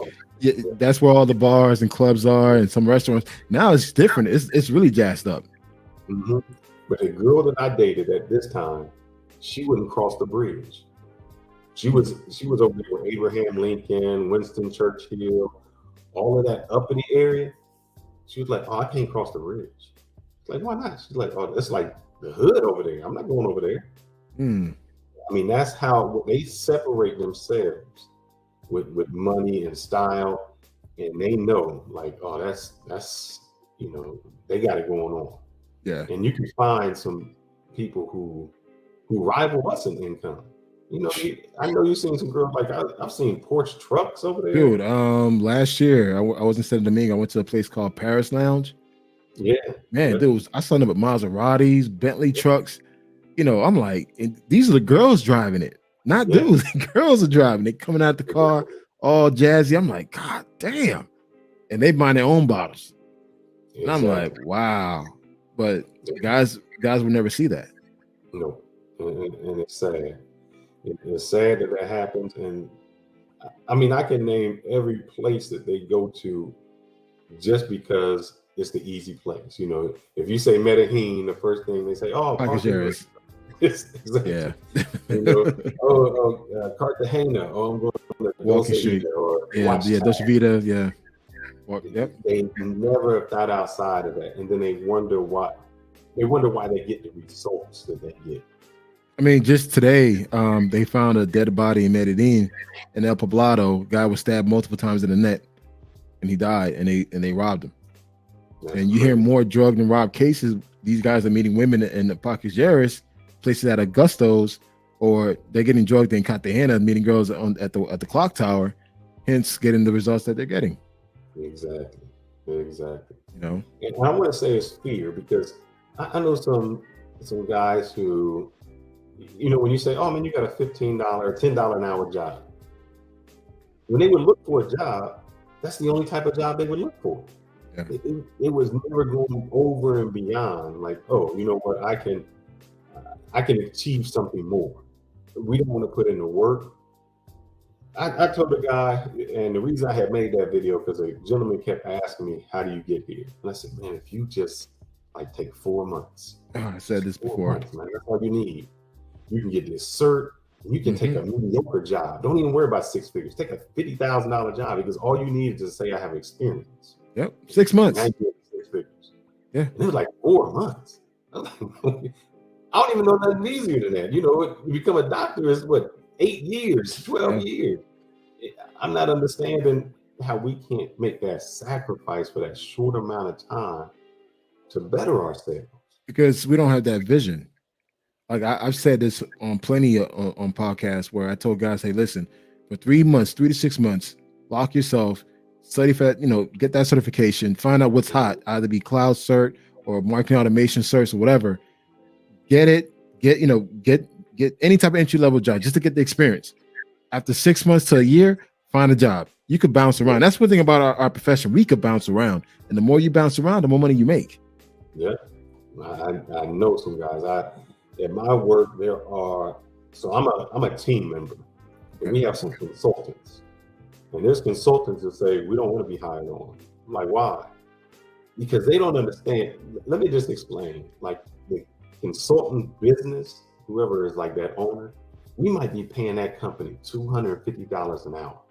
Yep. And that guy may be getting $75 or $100 an hour just to do it. He's like, I don't want to give it up. If I'm at $100 an hour and we say, hey, we're going to pay you $75 and you got these great benefits, they're like, well, my wife got benefits. I'm good.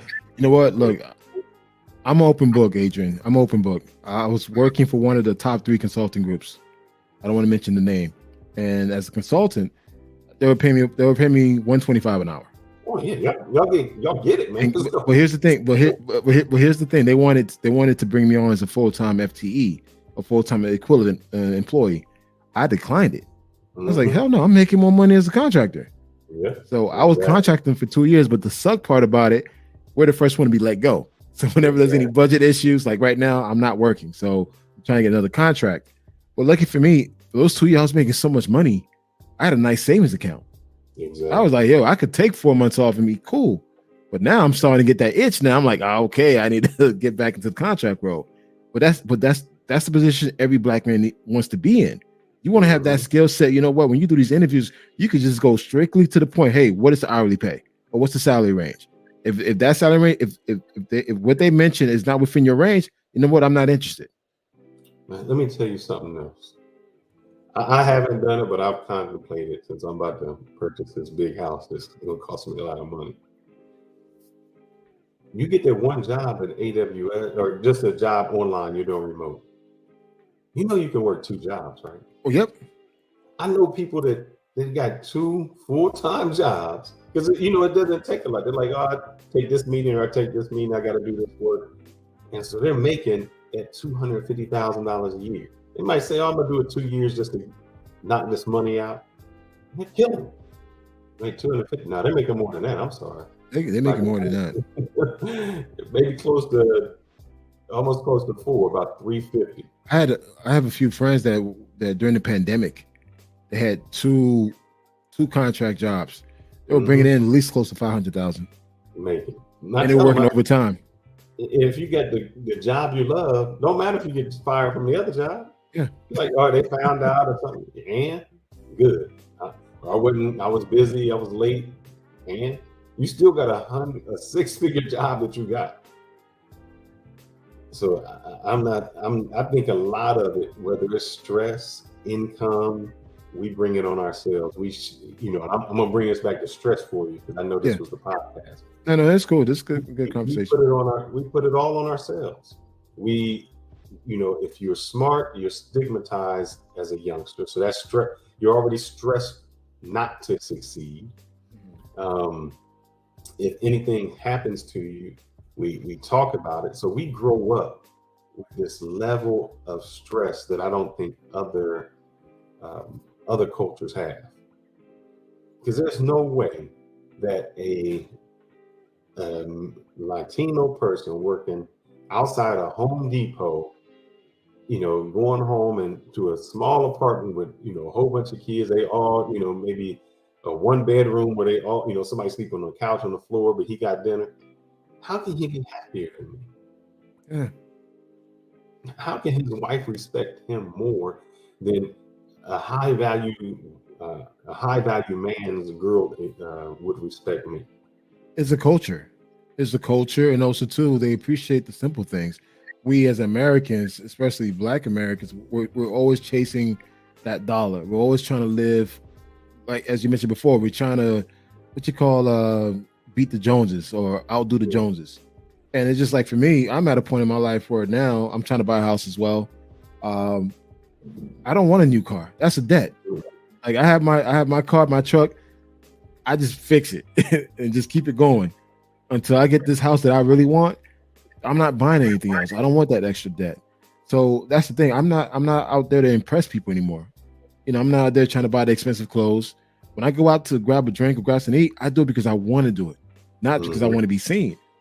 And any person that I talk to now, I let them know straight up, listen, you're looking for someone that's going to be this power couple thing, whatever, they're looking for to fit that social media look.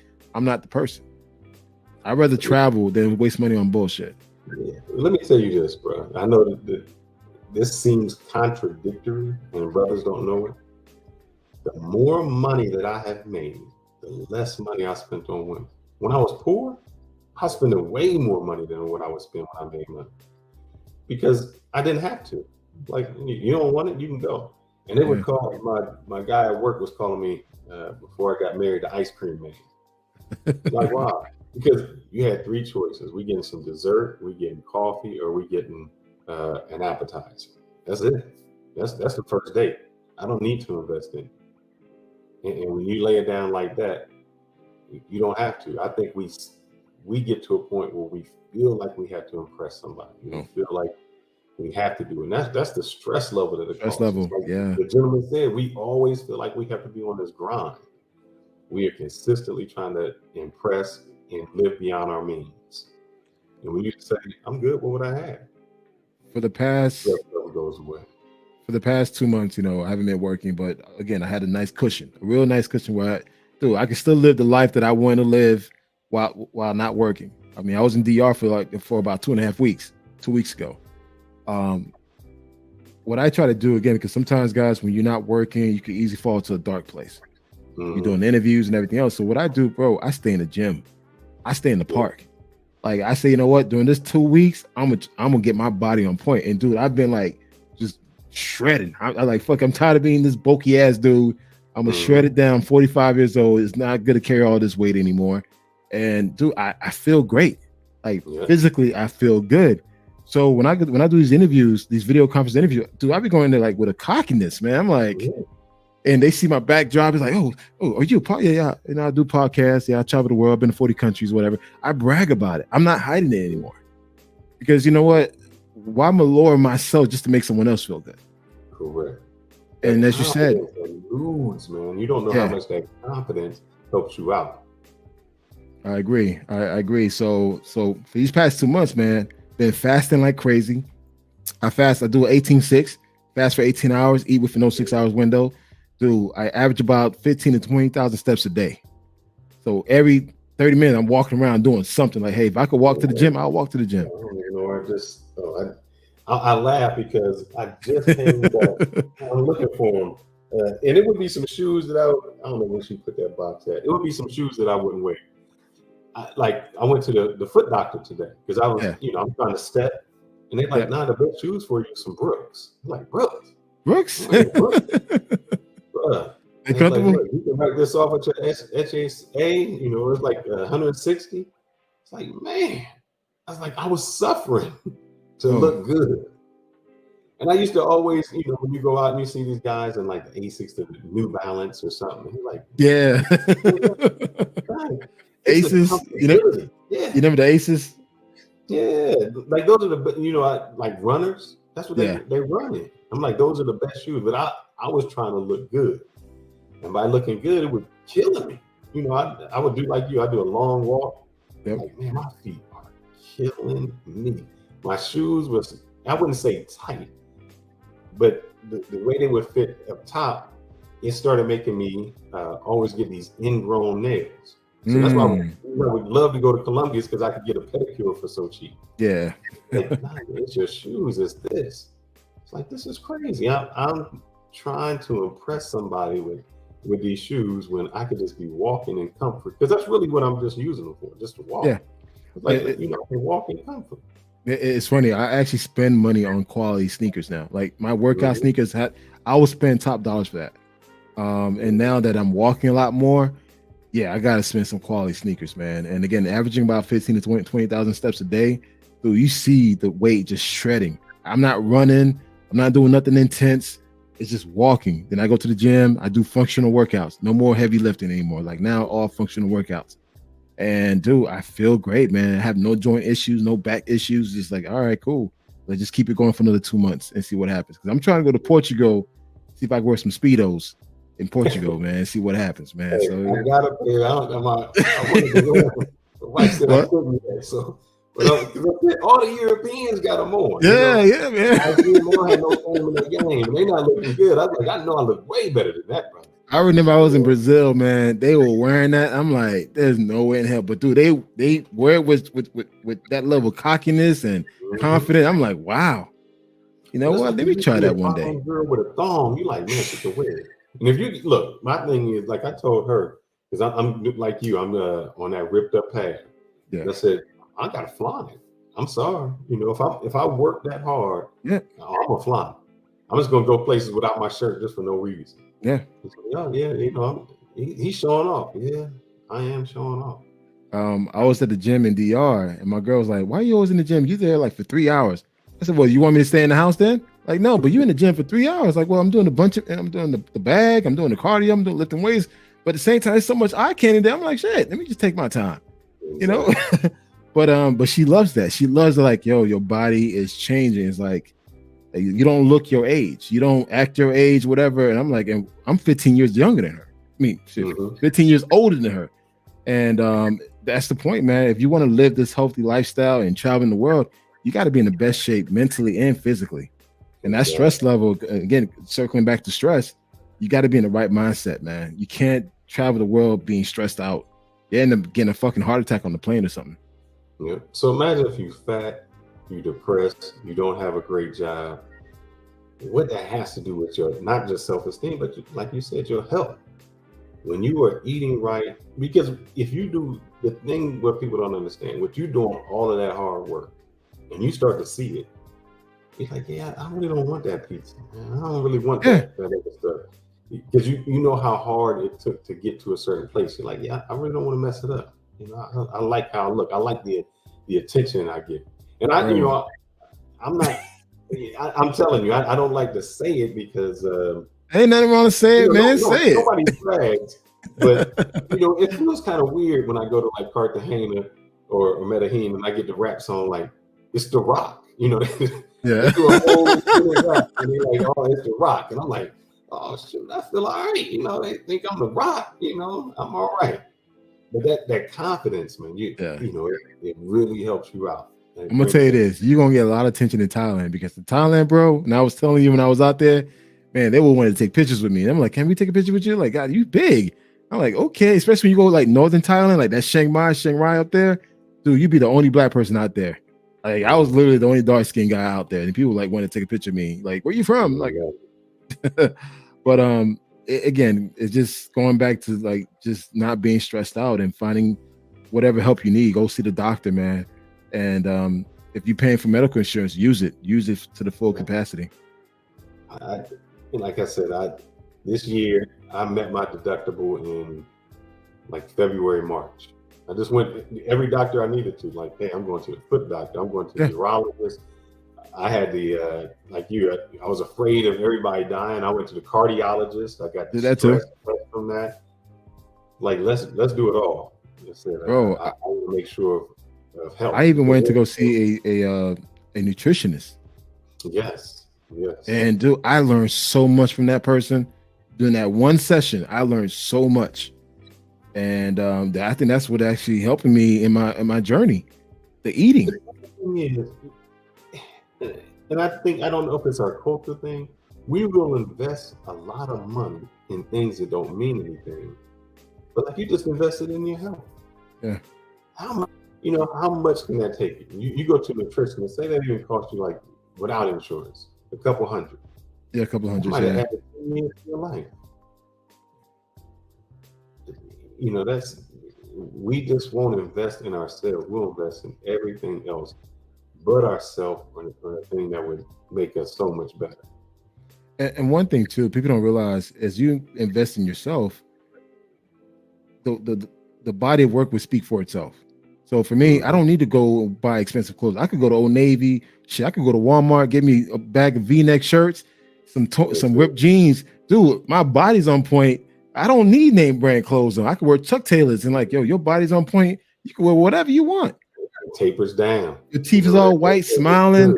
Your eyes all white, it's clean. Dude, that alone will attract people around. People want to know who you are. Yeah, I know brothers that put the golds in their mouth, and I'm thinking, bro, if you went to Mexico or somewhere like that, you'd be pearly whites. Yeah. But half of if you just put that gold in your mouth, and you'll be so much more attractive. Like you said, it was a scary thing to me when I woke up and I heard Kevin Samuels had died, because it just was a reality check. Like, wow, man, he's young, he's here. What was your take on that? I'm curious to know, what was your take when you heard he passed? Like, what was the first thing that came across your mind? It was a joke. When I woke up and there's like Kevin Samuels died, I woke up my wife and I said, "It says Kevin Samuels died." I thought it was a joke. The second thing when I came reality was we thought it was being productive, but I think he was living stressful. Yeah. Because if you remember toward the end, he was saying, "Oh, this year's gonna be my year. I got a trainer. I'm doing this." Mm-hmm. I think he felt that he had to, because he was putting so much effort into his show that he didn't have time to really de-stress. I mean, if you're drinking that many Red Bulls, you're tired, so you need some kind of pick-me-up. So it means you're not really sleeping, and you need something to keep you going up, keep you hyped up. So I think that compounded. He never talked about. He talked about money, but I don't remember him talking about and mental health. But just getting the checks as a black man, I don't think he did that. And I think his stress level, it's the silent killer, like they say. You never see it coming. And I think I think the fact that he was living based on what he was telling guys to do, working those 80 hours a week, which is fucking insane to do, period. Drinking all those Red Bulls, constantly traveling from East Coast, West Coast to Midwest. And we don't know what he's been doing outside of work besides party, because now he's making all this money. So he's probably eating out every single day. When I mean eating out, he's probably eating out at some of the best restaurants, probably eating steaks, the shrimps, all the bad stuff that you're not supposed to be eating. And when you live that lifestyle, and plus I think I think he had cancer in the past. He's a cancer survivor. So whenever you're a cancer survivor, you're still not 100%. No. So what I want you to do is go back and look at the Kevin Samuels when he was doing like, I'm just a clothing line. Look at his face. His face is thin. He's thinner. Yeah. And then he moved on today. You can see he put on some weight. In them 3 years making money, he put on some weight. He got grays. He got the grays fast. That's what I noticed. Mm-hmm. Within those 3 years, those grays just came out of nowhere. I'm like, oh wow. That stress, and I don't know what he didn't have an outlet. I think, like you said, a great thing that we can do is that exercise, especially if you're in IT. I found that I sit a lot, so I have to have a thing on my watch that says like every hour I'll get up and do squats and push-ups just to make sure I'm moving. Yep. And that's something whenever you work from home, you can pick up a lot of weight. So I have this set like every hour as well to let me know you need to stand up. And when I do take a walk, sometimes I take some of my meetings on the phone. I go outside and I'll let the team know, hey, listen, I'm outside walking around. We could still have the call, and I just put myself on mute. If I need to chime in, I'll speak and put myself back on mute. And I noticed by doing that, I was keeping my body active. Yeah. And again, just being mindful of what you eat. Like you said, when you start seeing results as you know, as you work out, you're less inclined to eat that pizza. You're less inclined to go out for that happy hour because you feel like, you know what, I want to get a good workout tomorrow, so I'm gonna go home Friday night, chill, relax, and get that great workout Saturday morning. And that's the mindset that I have now. And even now, like when I talk to people, when someone's constantly talking about negative shit, I gotta like, you know what, I'm good. I can't take this because I take on too much. Like my personality, I'm the type of person that I'm always giving, but I'll sit there and take it as well.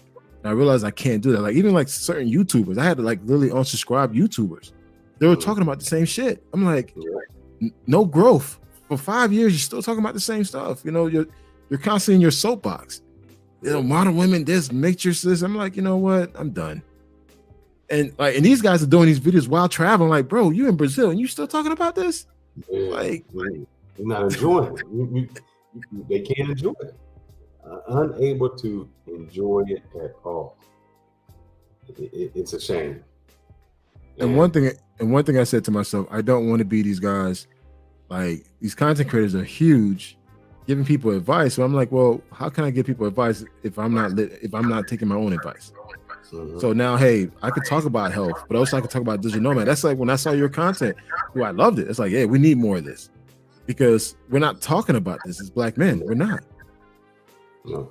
So my question is, I will say this, that I think the more money I've made, the more money you make, I don't want to say the less you work, but I don't have that grind. Like I couldn't imagine being like at McDonald's or like you said, you worked at where was you working moving in boxes? I did. At the airport. Oh yeah. I did UPS, and I found out. Oh yeah, I'm not made for this. It's not me. But I understood because there's not an 8-hour shift when you load up truck. It's like 4 hours. 4 hours. Yeah, I understood why. But do you think? And I try to explain to guys, when you make some money, like my boss never. I'm not like supervised. No one is on my back. Yeah. It's just here's your job. Just get it done. You're an adult. Yeah. And I think if brothers would understand that if you make more money, you actually relieve a lot of pressure that every day. Now, what I do find, I don't know if you found it, I found that there's the mental pressure, that mental stress. And sometimes that can be more downing or more draining than the physical strain. I agree. Physical stress. Like I know if I do something physical, I know that, all right, I can recover. But that mental, that constantly trying to figure a problem out, figure a solution, to go through this, that is draining. So that's what I've had to try to overcome. And that's why, like when I start off the conversation about me quitting that job, where I was literally getting a migraine every Monday. It kicked in every Monday. I had a migraine. Then one day, almost had a heart attack. It was because it was the mental was taking a toll on me. It was just too much mentally. You put that pressure on yourself. Like I did. I put it on myself. I took on more than I should. And because again, I wanted to prove myself. I wanted to prove to everybody that I could do it. And again, and as a Black man in corporate America, you know, you still got that chip on your shoulder. Like you gotta prove yourself, even though you're probably the smartest person in the room. You could do the job, but you feel like there's that doubt. And I was putting so much of that doubt upon myself that I was working extra. I was working 7 days a week. I was not shutting off. Were your counterparts doing that? Do you think they were doing it? I don't think so. It was just like I was definitely working more than them, to be honest. But I realized I was putting the pressure upon myself. I say that because recently, there's a girl that works in cybersecurity, and it was rare for her to go out. Now every Thursday she calls. She's like, "Hey, we're going out." I'm like, "Huh?" And so what I found was they may work some hard shifts, and this is what I was not good at, and I wish we would do more of this: the networking afterward. Yeah. That's what I say. When are you stressed because they go out and have a ball, and that's where all the I was like, man, this is where all the promotions were at. She's like, oh, I got a position coming open. Before positions are posted, I already like, oh, I'm hearing about it, and then it's a comfort. I think what happens is as blacks, and I remember this, and I'm going to circle back to why I think it's important. Yeah. When I was working in the city, say there was an apartment that was renting for $400 in the hood. A nice apartment, nice school district, everything, written for $450 in a nice neighborhood. I'm like, why won't y'all move there? It was an uncomfortability. They were just uncomfortable. They couldn't. It was like I can't pay $50 more not to, have trash everywhere. I can't. Yeah. It was just this mindset, and even in the corporate America, I've seen it where we lose out by not just going out. Yeah. Like they were like, hey, let's hang out. Let's do this baseball thing. Let's softball, or let's, hey, let's go out to drinks. And that's where when you see, like I seen the bosses, like this dude telling me his life story. He's that comfortable to tell me about, everything that's going on, how he got this. And they feel so comfortable. It's not the reason we don't get hired and we don't get moved isn't because of our color. It's just who feels comfortable. If you're like, oh, I like him. Or if something comes up and you're like, oh man, Adrian, because that's the only person that's on my mind, Yeah. Oh, we need to hire somebody. Oh, that's the first name. Because they do all the time. It's funny. I talked about this about a couple of weeks ago, how, again, I didn't have anyone to mentor me the way of the corporate life. So a lot of my career was through trial and error. Like I fucked up in a lot of places during my career. This is 20 plus years in corporate. I realized that I should have played the game. Yes. But I was not a good networker, man. I was not a good networker, and now I am. Now, shit, dude. Okay, I'm open to talk about anything, network, do stuff for free. Like, all right, cool, because I know I'm building a relationship. But my younger self, I ain't kissing nobody's ass. Fuck that, man. So they're gonna see me for my work, and all that. Like me, I thought my work would speak for itself. I mean, I'm doing the work, and it doesn't work. It doesn't work that way. So now, when I talk to younger guys that's entering into the corporate game, like, dude, play that game to win. Smile, network. Don't be as threatening. Only talk when you feel like you have something to say. You ain't got nothing to say. Just keep it friendly, but don't be combative. And that's something that no one never taught me in my early start of my career. And now, dude, like, you see my background, dude. When people look at my background, they say like, "Oh, wow, I talk about it." Yeah, I'm from Haiti. I do videos, photography. I love watches, and I always say, and I make them laugh, like, "Hey, listen, hey, I know this may sound weird, but I love candles. I love the smell of candles." So the girls feel comfortable. Like, oh shit, he's big and all. He loves candles. Like, yeah, So I shared my personality. Before, I was a closed book. Like, I didn't want to talk about what I was doing outside of work. Now, dude, I tell people off the bat, yeah, I'm a travel blogger. Yeah, I've been to so-and-so countries. And especially if I know girls from DR or Colombia, I start naming certain things of their country. Like, oh my God, you've been there? Like, yeah. Building that relationship. And that's what I realized. That's what the corporate game is. It's building relationship. Yes. And so now it's like when I get a new contract, do I go out there, I looked at everyone's profile, LinkedIn profile, see what they like to do. And at least when I approach them, I try to chime in something that's related to their life. But it's just playing the game, man. I had the bad mentors. The dude told me, I'm here to make money, not friends. Wow. Oh, okay. So that's what I get. Like, that was what I was saying. I'm here to make money, not friends. And I found that's the worst way. I got beat out of a job when I first started off at General Electric. And I remember, and it wasn't, I thought I was on you. I was doing the job. I thought it would speak for myself. And when it came time to hire this girl, I know she did not know the job. Yeah. She would just go to lunch with them. She was friendly with them. And that's the person they got because they felt comfortable with them. comfortable. I agree, and that's something that I advise every young guy that get into the corporate, that get into the rat race, play the game to win, and smile. It's okay to smile, black man. We're taught not to smile. Like, smile. Don't be as threatening, and show your personality a little bit. It's okay. Like, we don't have to be rigid all the damn time. I mean, and that's something in our culture. We got to be rigid. We got to be hard. We got something to prove. I'm like, this whole tough guy shit. I'm like, now I'm smiling, man. I'm like, yeah, I could probably take you down if I want to, but I don't want to. I want to smile and have a good time. I want to get to know you. Like, even in the gym, like, we're both kind of the same size. We both lift heavy, whatever. The young guys look at you, whatever. They trying to size up. Like, bro, I'm too old for this shit, man. I'm here to get my workout in and go home. You guys want to do ego lifting, man. That's ego lifting, man. It's like, I'm good. I naturally got broad shoulders, whatever. It's just like, I don't need to lift. I don't need to do shrugs with 100 pounds. I can take 25 pounds and be okay with that. Yep. And I think it's trying to live for somebody else and for yourself. And I think that's the same with life and with stress. We're trying to live for someone else and not ourselves. And that comes down to that being hard. I don't need anybody. I can do this, and we will lose out. We will lose out. It's the guys that network about any type of group. If you have that group and you say, hey, I'm a networking group, we can talk about anything. I can relieve stress. We can go out.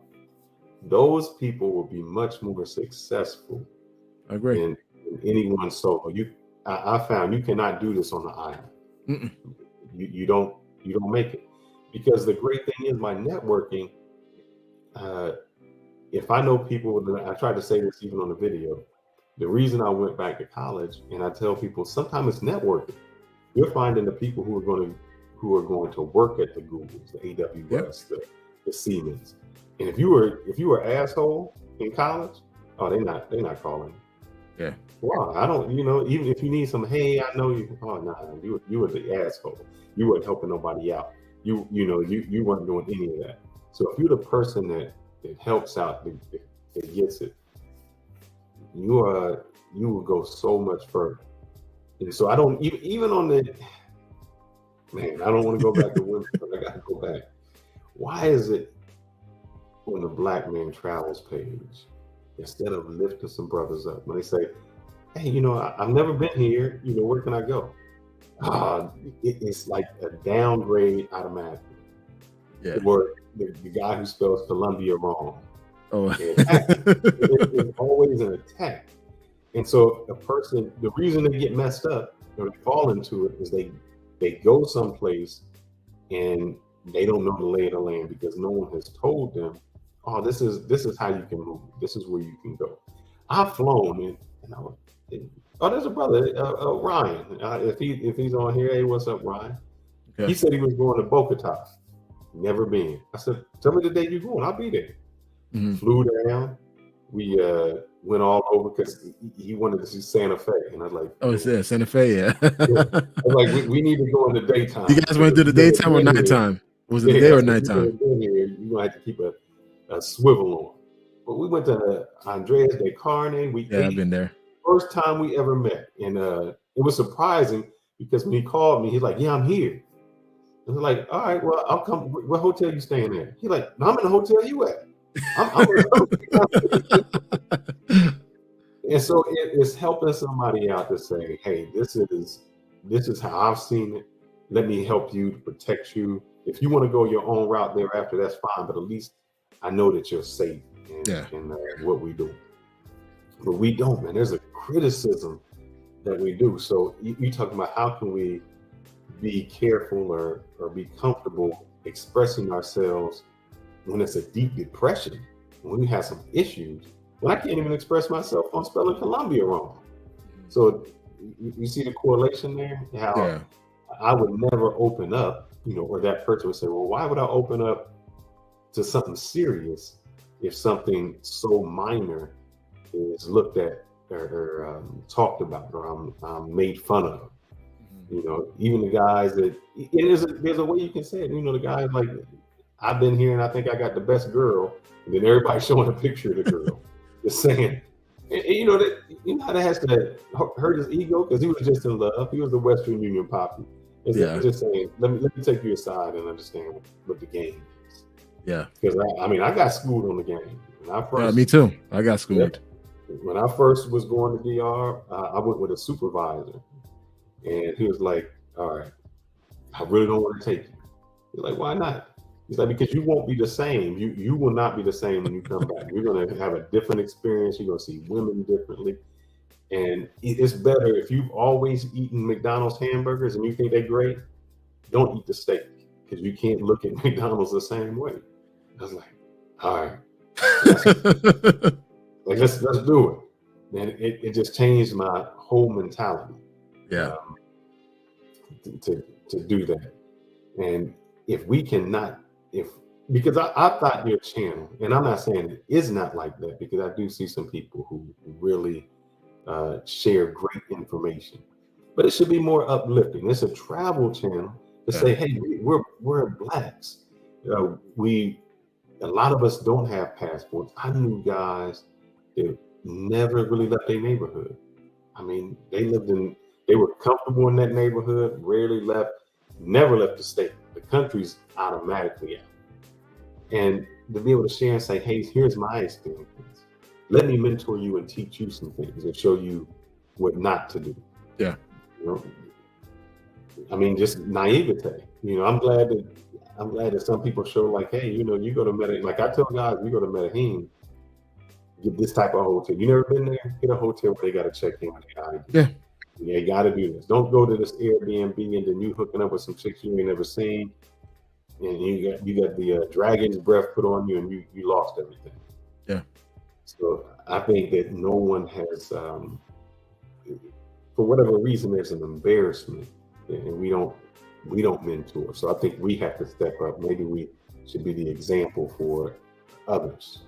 Well, I mean, one thing that I do is a lot of guys do reach out to me via DM. You and I started talking DM was, thanks to you put me on a lot of things to do in Thailand. Because at first I was being a little lazy on my research, but once I realized like, oh shit, you got all this shit already planned out, I got to jump on mine. So some of the ideas that you had, I took them. I said, all right, I'm gonna run with it and do it. But that made my experience more grand. So I have guys reach out to me via DM.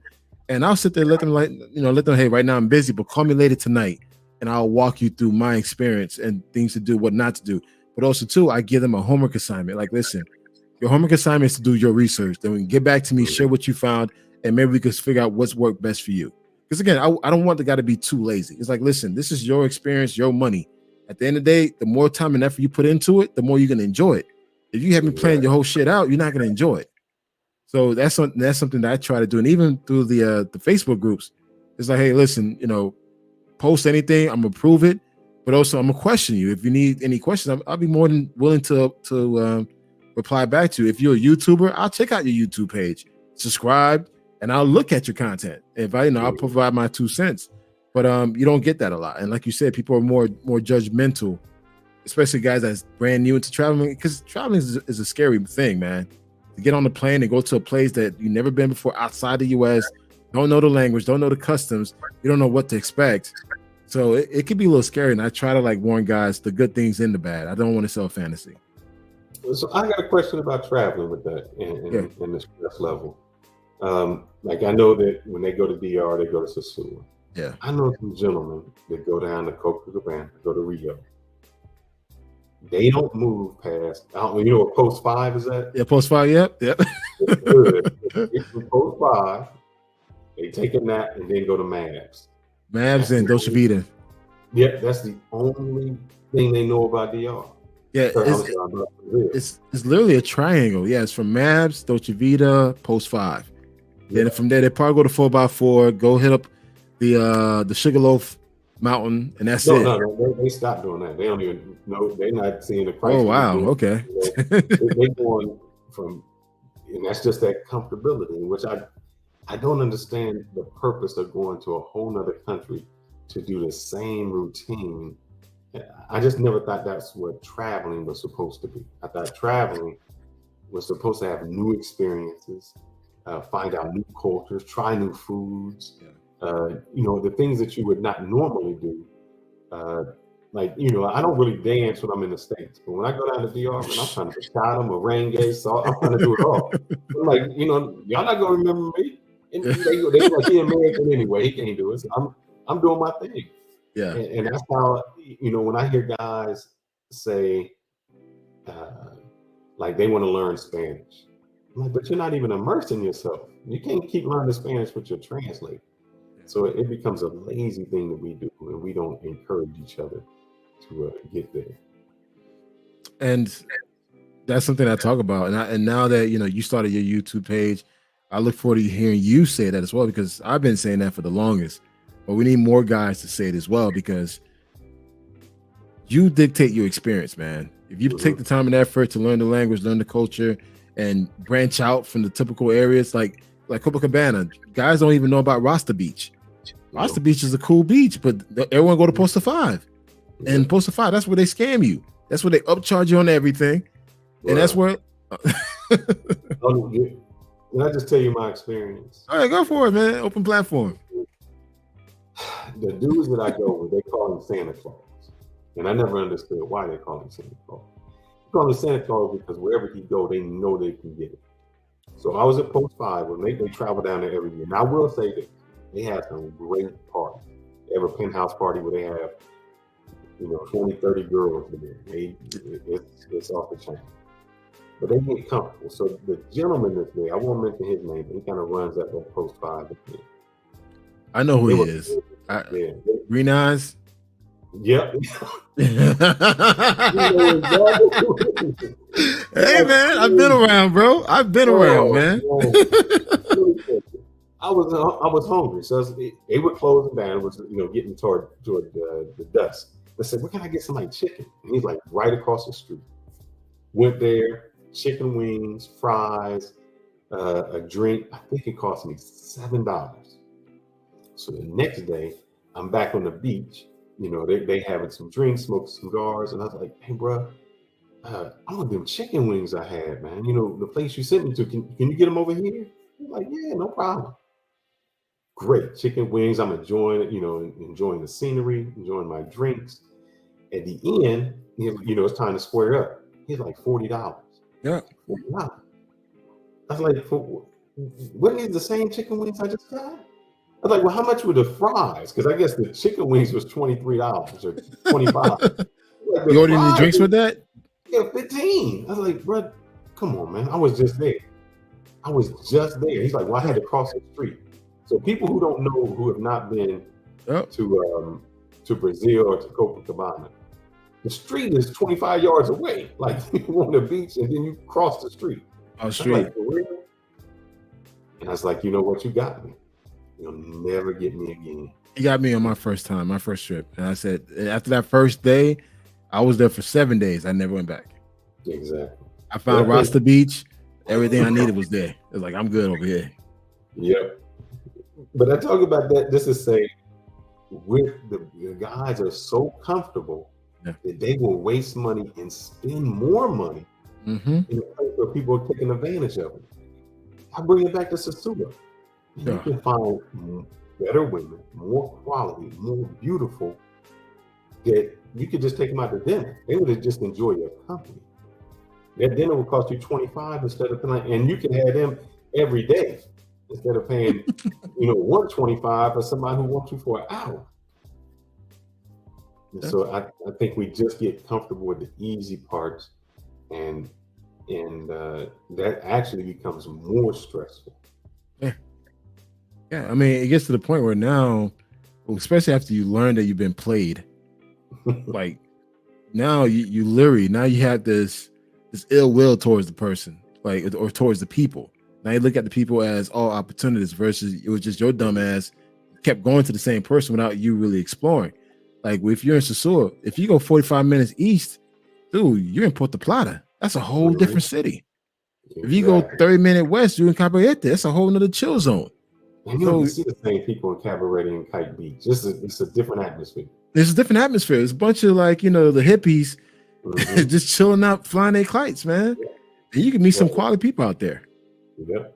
Having a great time. And that's where when they used to say the expats and things, that's really what Sasua and all that was, because it wasn't what it is now. You would see the Germans and the people from Europe come over, and they kind of made Sasua what it is, but it was it wasn't like anything it is today. I agree. Man, So, but dude, so my question is, I know we were talking about the trust issue. Yeah. I've never been. I'm trying to think, why wouldn't I trust brothers when I go out of the country? Because I've never been taken advantage of. I never had a brother do anything to me. If anybody was scamming me, it was the people there. Yeah. So why is it that we don't trust each other? Or is it a competition? What is it that leads us to when we go somewhere and we have a distrust of one another? Yeah, I think it stems from one, how we treat each other here in the States. Instantly, if you're not worried to cross path, we'll probably look at each other, size each other like we're two big guys, for one. Two, but we're more than likely not acknowledge each other. Like, I would not say, hey, bro, like, how did you get your cast that damn big? We'll look at it and just keep it moving.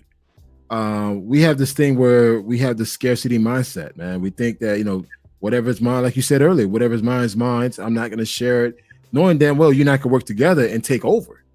But you rather be the boss. Everybody wants to be the boss. And while other race of men, they realize, fuck being the boss. Let's just own the shit. Let's just own the whole entire block. So as black men, we instantly, whenever we out, we look at each other sideways. We'll just acknowledge each other sometimes, not all the time.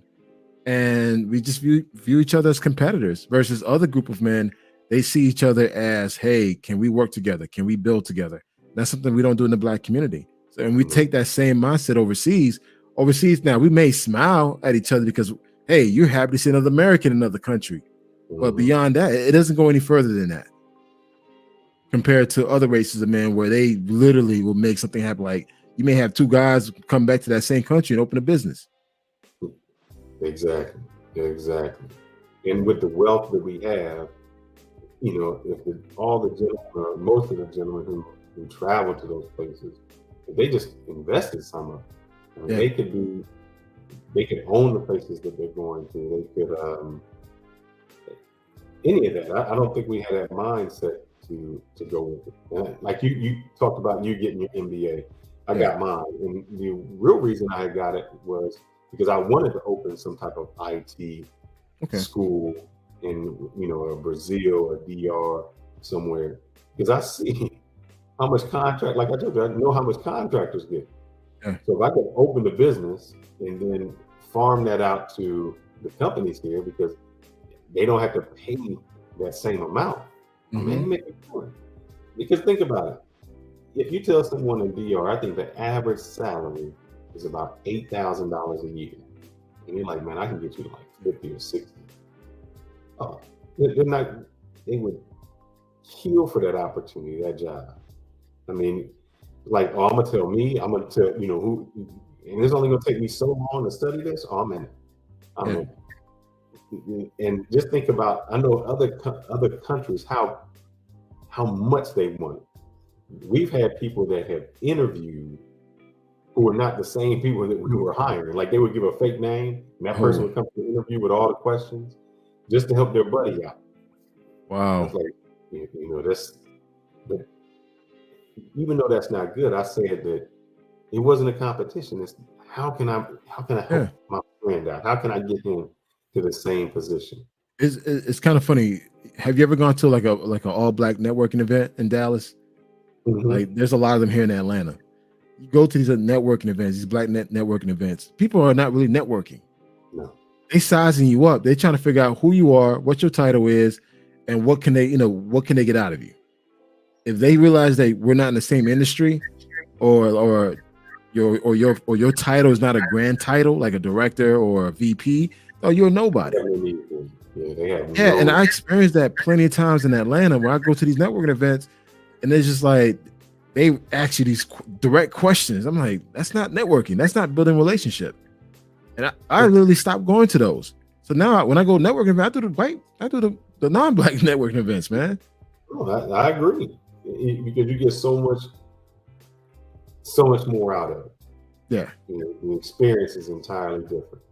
And if you get accepted into that group, and when I say accepted, just you know, hey, I feel comfortable, you know, the person is knowledgeable, they're this, a lot of different doors open up for you. I'm gonna tell you this right now, Adrian. I'm trying this summer, you know, now that everything's officially open, COVID is gone, you know, i.e. I'm trying to do a lot of festivals, events where I can just take out the camera out, take the drone out, and just start practicing. So yeah, so as I get ready for my travel trips, that I could practice, you know, I could put all that practicing into use. So I'm gonna go out and say, hey, listen, do you mind if I take pictures of your event? I'll do it for free. I just want to practice. I want to fly my drone around certain places, you know, join a drone club, like meet with some white boys that do photography, you know, filming. I want to learn from you, because you never know. They may have a side project for you, like, yo, no, I can't do it, but they pay about $500 to just, you know, take some pictures, random pictures. Here you go.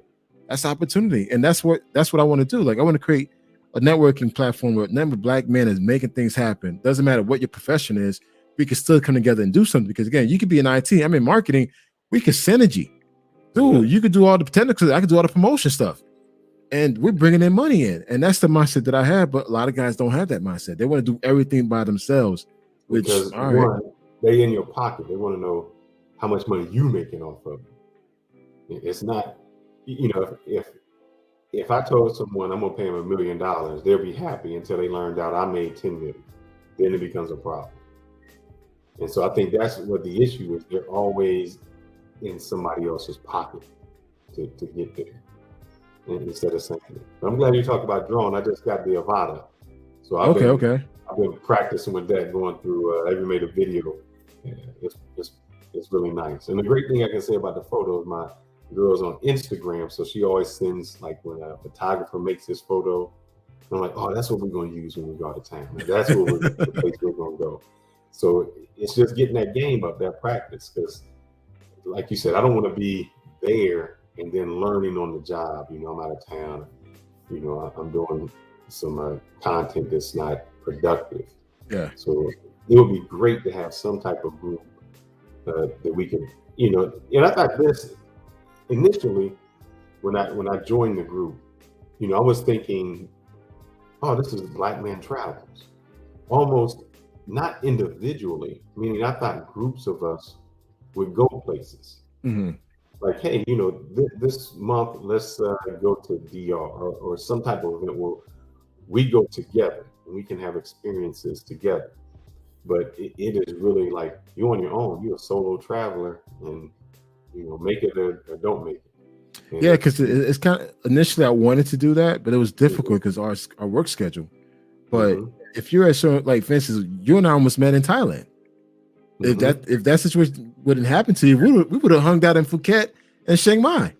And we keep missing each other. You went to DR when I was coming back. And that's like, oh, you need to go to I seen that place Santa Fe you was talking about. Yeah, man. Whoo, that's nice, man. I didn't know it was actually like a resort style place. Yeah, you pay $25, I think, $25, $30 one day pass, and that's it. You get full access to the facility. Now, granted, you got to buy your drinks and food, but still, $25 for a day pass. And you can fly your drone out there too, man. When I first saw that, it's like, dude, I want to fly my drone out there.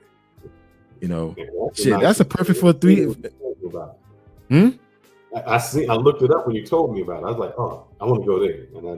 It's in Sasua, man. It's in Sasua, and guys would never know nothing about that place. I never heard of it, and that's when I seen. That's like, I've been here, and I still never heard of it. And even like when I went with my wife, and you know where Sasua Beach is, if you go right around the corner, like literally. Lisa Playa? What's that? Lisa Playa? Yeah, Playa Alicia. Oh yeah, Playa Alicia. Different world, man. Different world. I mean, there's a restaurant there. Have you ate it at the restaurant? Yep, I just ate there. I just ate there this time, and I met a guy. He's from the United States. He's from the United States, but he's Korean. Okay. He has a car shop in La Vega, man. Wow. He's bringing in all these cars from Korea, the Hyundais and I forgot what other cars Korean, into La Vega. He's got a shop. I was like, man, he's making money. I mean, he out partying. He was right there at the restaurant. You know, I'm cheap, so the only reason I know about the restaurant is because if you order 1,500 pesos worth of food, you get a free lawn chair. So that's how I knew about it. I went there for a birthday dinner, and we went there for the sunset. Highly recommend it, man. Just go there for the sunset, have a couple of drinks, an appetizer, and watch the view from the top part, looking down the beach. Amazing, man. And a lot of guys, I was thinking when I said that to people, they're like, I never heard of it. And I'm like, Yeah. if you right there in Sasua on any of the strip, it's just taking the one street down.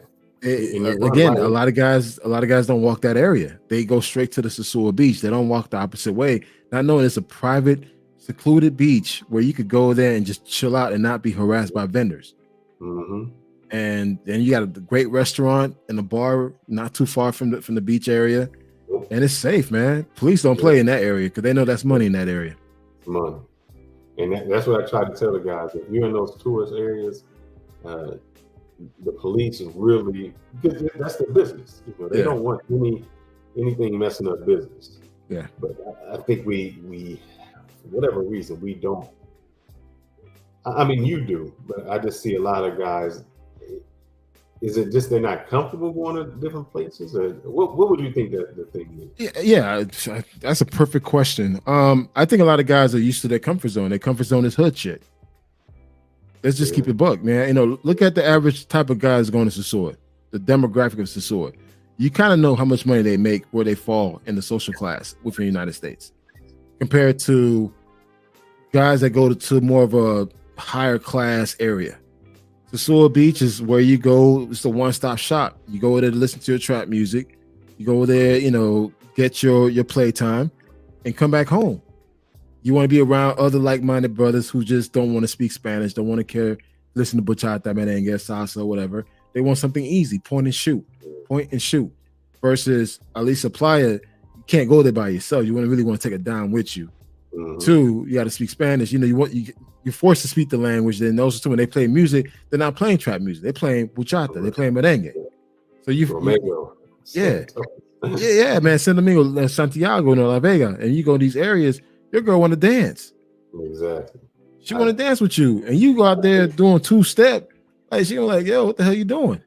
Look, I'm gonna tell you two stories. So if I can remember the second, but the first one was when I went to Santo Domingo. Average, maybe below average looking guy on the dance floor. This brother could salsa. Yeah. There were girls that were lining up, taking turns. Yep. Oh my! When the song come on, it was like they were forcing the other girl off. They're like, "No, it's my turn." That song is over. It's my turn now. Yeah. This brother danced the whole night. I mean, he could have had a pick of any girl. It was just like, that's what it was. I seen big bellies Dominican men with them big beer bellies. Well, they do all this stuff. I'm like, and the girls are cheesing, smiling, laughing with them. I'm like, man, he got moved. Yeah. Shit, sometimes look, my girl will dance. She want to dance. I said, go and dance. Go enjoy yourself. I just sit back, have a drink, and she's having a good time.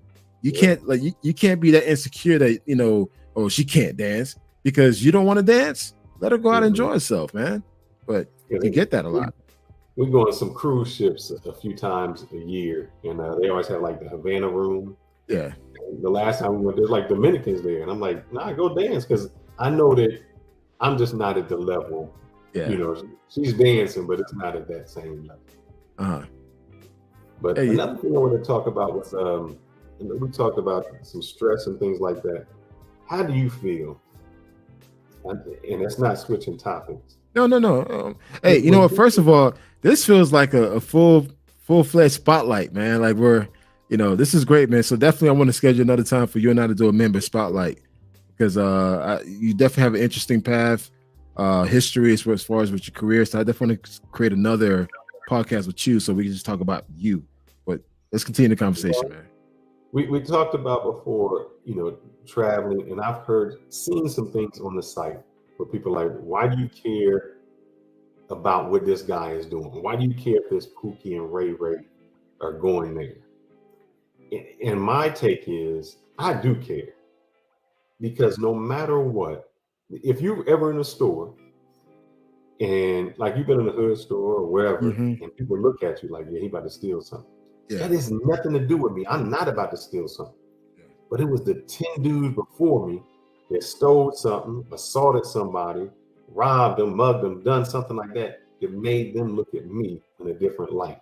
Yeah. So I do get concerned when it's the Ray Rays because they change the culture as to how I'm looked at. And I think I said this previously. I was traveling before there was a passport, bro. What we used to say is, hey, we taking a golfing trip. That's what it was. We going there to play the links. Yeah. And it was different. You didn't have the budget airlines like the Frontier and the Spirit. Nothing wrong with it. But you had to have a little bit of money to go to these places. So when you were going, it was like the cream of the crop. Yeah. And you were respected. Like, the people who were there respected you. They know that you weren't cheap. You had some culture and clout about you. You were interested in the cultural things. Now, you go to some places and they've seen so much negativity because of the I was going to say that they think that that's commonplace. So, some of them start to talk to you like they would talk to somebody else. Yeah. I'm like, nah, I don't play like that. That's not me. It's funny. I had to check a few, young adults. What's up, my nigga? Like, don't say that shit to me. And like, I'm Haitian, so I speak Creole. So I had to check them in Creole, and it's like, do you even know what that word means? Like, they don't know. They just see what they see on television. Mm-hmm. Even in Thailand, I've heard Thai girls saying the N-word around brothers. I'm looking at the brother. I'm like, yo, you let her say that? They laugh. Oh, it's all good. It's all good. I'm like, no, it's not. So for me, I have no issue with Pookie and Ray Rays, but the thing is, when they go left, I go right. I don't want to be in the same environment with them, and that's why there's certain venues, certain places that I would not go. Like I'll stop by, grab a drink, and keep it moving. But I'm not trying to hang out with you. But you say that all right, I'm not in the same place. Okay. But you don't think that they still, because of their attitude, the way they act, is still reflected on you? I'll give you an example. Like I told you, my wife is Dominican, so a lot of her family lives in New York. The ones that don't live in DR, they live in New York. And she, when before we were getting married, they're like, a black dude? Like, they had the straight stereotype. Like, he must eat some chicken, he's smoking weed, he's doing all of this. Wow. Because that's all that they seen. So when they came to visit, like, man, this is just not what I expected. This isn't anything that I've seen. So even though you may go right, the people you never met still may have that perception. And that's what I hate, that I don't want to be prejudged. I'm already prejudged in the United States. Yeah. I don't want to go there and be prejudged because of what these idiots are doing. You can have, there's a way that you can have fun, but why bring, like you said, why you bring the hood culture to another country? Yeah. I mean, you have a point there. I think for me, it's just, I can't control people's perception. Like you said, in the States, we're IT professional making six figures, living comfortably, traveling the world, but yet we're still judged as an end. Women still hold on to their purses when they see us wearing a hoodie. Like, I could be literally leaving the gym. The woman leaving the gym too, she's still holding on to her purse tight. Like, dude, I just left the gym with you. But there's that perception. It just don't make any sense, man. So it got to the point now, I'm kind of done trying to worry about what people think. It's just like, just don't disrespect me. I remember I was in Sasua. I had to go buy something real, like a sweat towel. So I went to one of those Chinese stores.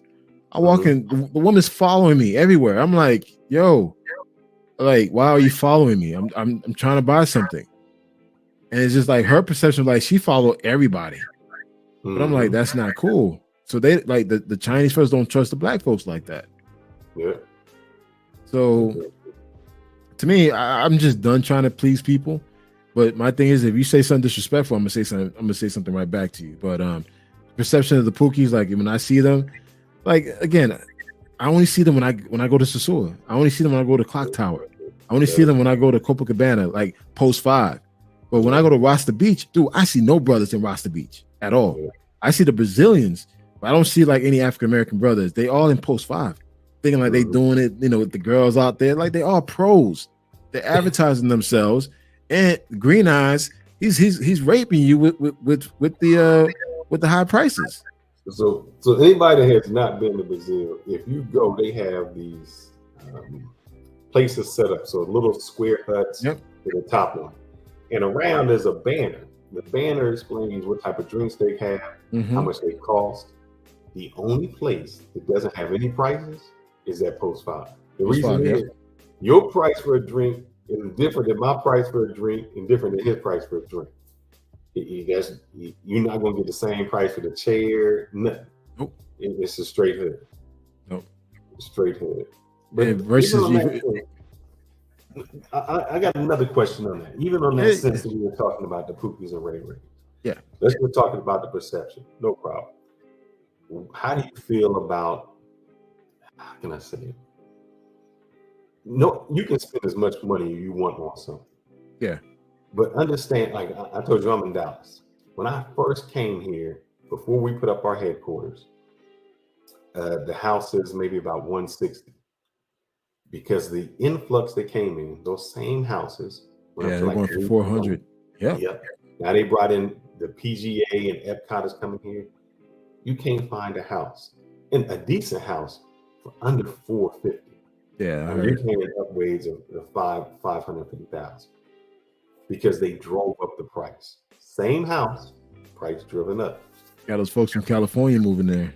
Yeah. And they had $1 million house, so to them, 450,000 is a bargain. But saying that same thing, what is your take on the brothers who are paying for it? And they driving up the price because they don't know what it is. All right. It didn't change. The piece of booty is still that piece of booty. Yeah. I don't know how it went from a $25 piece of booty to a $150 piece of booty. It is basically all right. It's gonna be fun talking about this, man. All right. So for me, I'm just curious. No, it's all good, man. It's all good, man. Actually, you know what? Let me go get a bottle of water. Real quick, I'll be right back. No problem.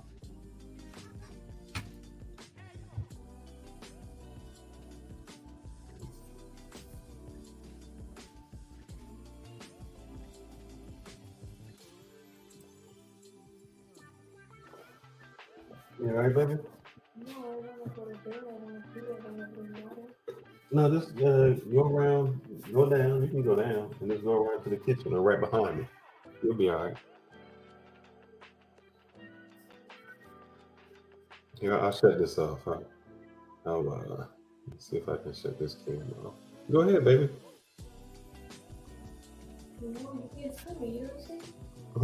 Just climb over the back of the couch. Here, I'll try to block you here. Huh? No, come on. Just come behind the chair. You'll be all right. Come on, hurry up.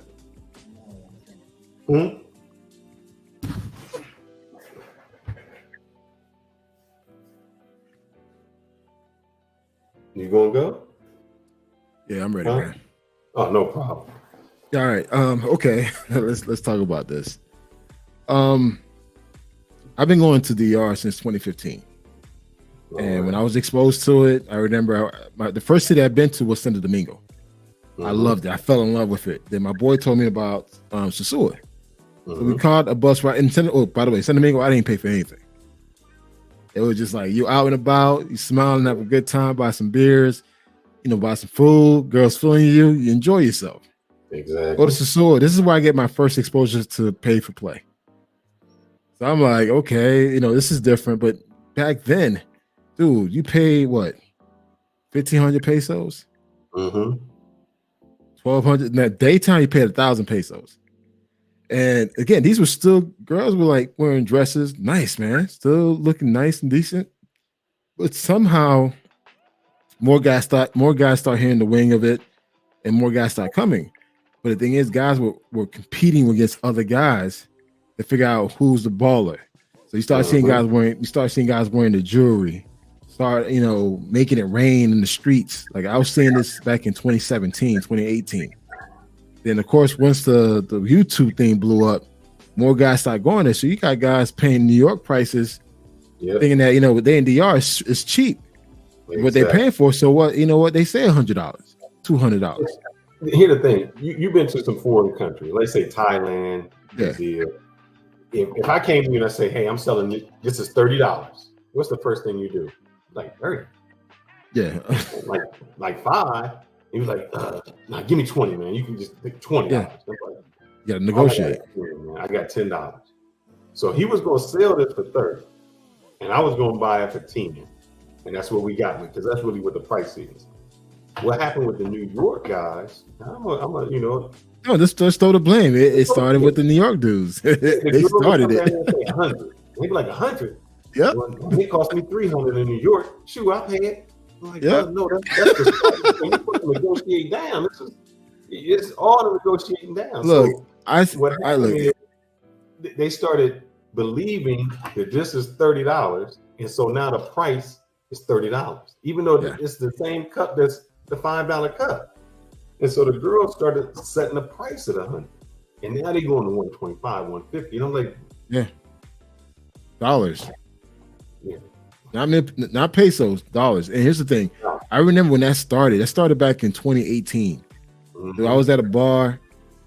Again, no shades to guys from New York, man. You guys are one of a kind, special folks out there. But y'all constantly always, you guys always competing, man. And we're like, dude, why are you competing? I seen guys literally will approach a guy that's with a girl and try to say, hey, whatever he paying you, I pay double. I heard guys say that. Yeah.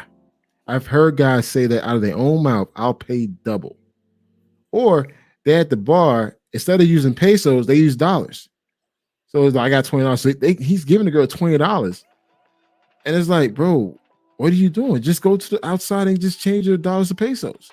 So guys were going to Sasua being lazy. They didn't want to change their dollars anymore. They want to they didn't want to do the peso thing because it's too much thinking for them. It's like, hey, the pesos, you know, it's just like, dude, it's math. But for them, it was too much thinking for them. So you know what? Let me just keep it simple. Let me just keep it to dollars. You know they rounding up. No matter what it is, they round up. It's $17. You know, like it would equate to 17 pesos. And you say 20, it's 20. It's just, they just rounded up. You just lost money, but you know. But for them, it was just like, you know, I got it. I'm a weekend warrior. I'm here for 3 days. I've been grinding for the past 3-5 months.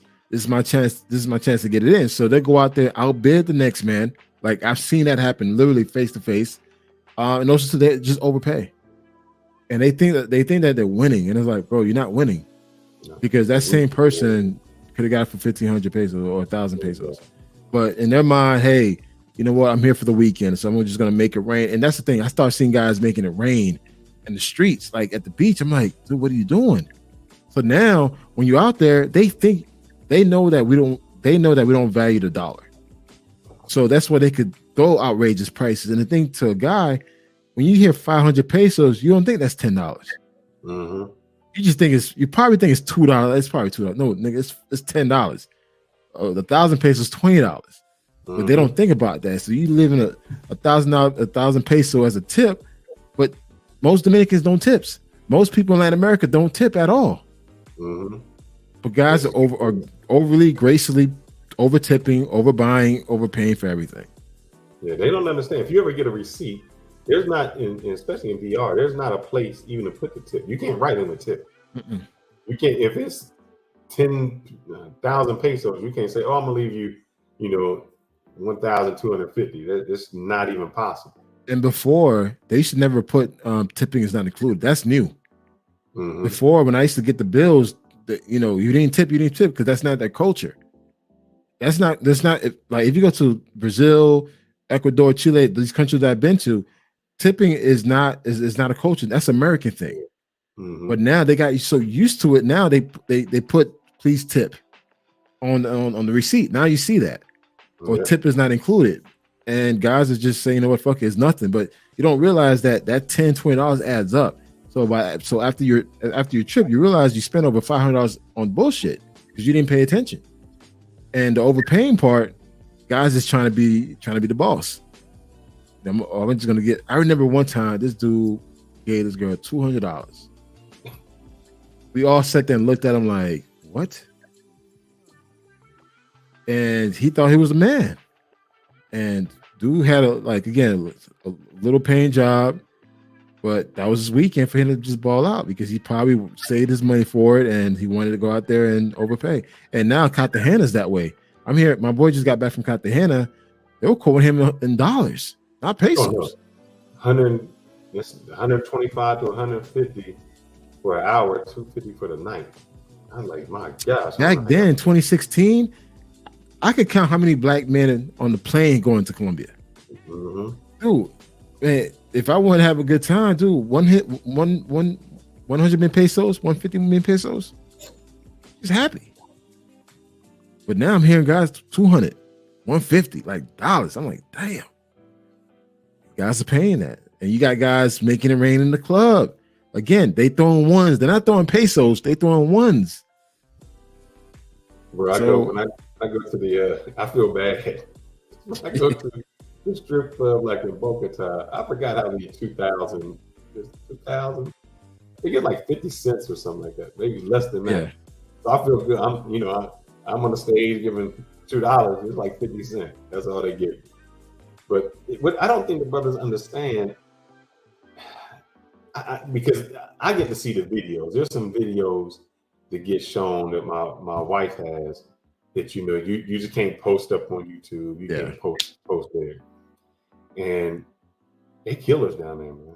You talking about some poor people who don't have any money. Yep. They'll take it. So if you figure Big Papi, they hired some guy to shoot up Big Papi. So if they can do that, and he's a millionaire, you don't mean anything, man. There was just a thing that she showed me. These guys, it was showing he had a Uzi or whatever gun. He's showing it. Like 5 minutes later, he's gone because they were neighborhood robbers. Yeah, they killed. They didn't just like rob you; they kill you. You heard about the guy from New York, the Dominican guy from New York that took his son to Santiago, and his best friend set him up. Set him up, man. I was there. Crazy. I was there, man, and I saw it on the news while I was in DR. I was like, wow, his best friend set him up. So he had gone down there before. So he went before, and he's telling his boy, "Hey, I'm coming back. Yeah, and I'm gonna bring my son." So the son had like only met the grandmother a few times. Yep. He wanted to have a son with him, and they followed. Well, he wasn't there. The best friend wasn't there. He kind of told the other people. Yeah, set it up where he's gonna be, and they caught him at the airport. Shot him, and well, they didn't shoot him. They, shot his son, killed his son. Shot his son in the head. Yeah. There was one girl, and this is, if you've seen the video I talked about when I said, going from Santiago to Sosua, like I don't drive at night. I'll go straight to the Cabana, or I'll catch the bus. The reason is, even my wife, she's from Santiago, and she would say when we would get there and we would be driving, she's like, "Look, if anybody is, in the street, if they throw an egg at the window, because what they would used to do is throw an egg at the window, and then you would have to stop because when you start using your wipers, it would just smear. Yeah. So they would do that to get you to stop, so they could rob you. Or if it's a little more difficult if you're an American, but the people who live there, they follow him home. There's one video where the guy is pulling into his, they have the doors that are open and you go into your house. And he opens up them doors. They come up behind him, rob him, follow him straight from the airport. Yep. So I think we are lackadaisical. We go there and we think, oh, we are protected. I can flash this money. And so it goes back to what I was saying before. The Pookies and Ray Rays affect us because they don't look at us like, oh, he's the, he's not the hood brother. He's this. We looked at all the same. Yeah, I agree. I agree. It's funny. When I flew into Santiago, Spirit Airlines, I arrived around 2 a.m. There were some guys on the plane. These guys had the jewelry on, the Louis Vuitton man purse across the chest. It was 2 a.m. We're tired. Dude, they wide awake. I guess they all hyped up to go to Sosua. And man, when I say you're an easy target, you got jewelry on, Louis Vuitton bag on, whatever, talking loud. It's 2 a.m, man. People, they trying to like get home safe. And I'm like, man, these guys could be an easy target. And then when they don't understand, they rent a car and they get on that road. If you've driven from Santiago to yeah, I have. From Santiago to Sosua. It's a dark road, man. It I is. mean, bruh, there's not like here we got street lights, cops on the street, something like that. Nah, I, they I'll can tell you take this. I get nervous. I get nervous when I sit in the taxi, like catching that taxi ride from the airport to the hotel or to the cabana. Mhm. I get nervous, man, because people are watching you. You don't know who's watching you, so they see you get into the taxi with the luggage. They follow that taxi. Well, also too, that taxi driver can set you up as well. Exactly. So I know that people talk about, oh man, it's the money thing, but those cookies and Ray-Rays, the brothers who try to flash, they affect us. I agree because like for instance, I remember flying back home on JetBlue. These dudes were talking so loud about their parties and what they were doing with the locals. It's kind of embarrassing, man, because do you know some of these Dominicans speak English? They listen to your old conversation, how you degrading their own people. Yeah. And you're talking loud and laughing, man. I'm like, there's no shame, no respect.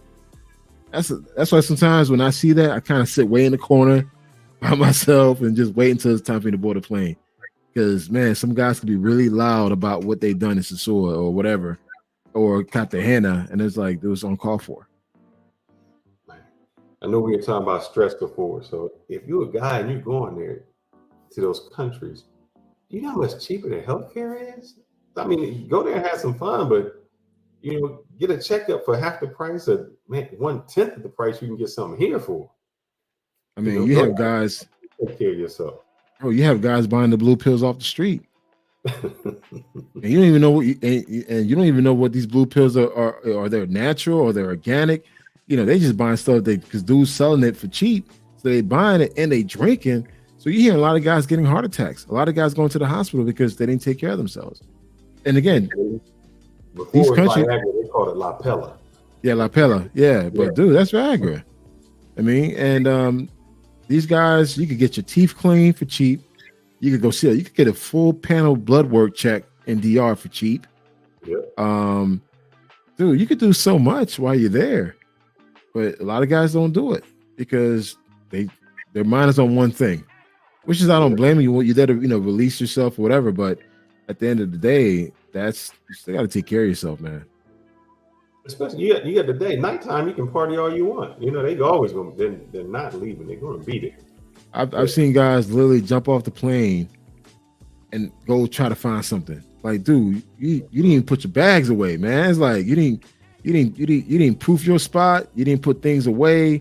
You just jumped and went to go find talent. I'm like, bro, take it easy. I don't know. I think a lot of men, especially black men, are deprived. Do you think so? Do you think some men are deprived to the point where they go to these countries and they feel their eagerness to be satisfied is so obvious? A kid in a candy store. He doesn't know how to behave. That's what it is. It's a kid in a candy store. It's the first time. I mean, imagine. I've gone through school, so I'm part of a fraternity. I played college football. Yeah. So I've had the attention. So I never got to the place that, man, I needed something. But the best way I can explain it is when I first got my first Mercedes, it was clean.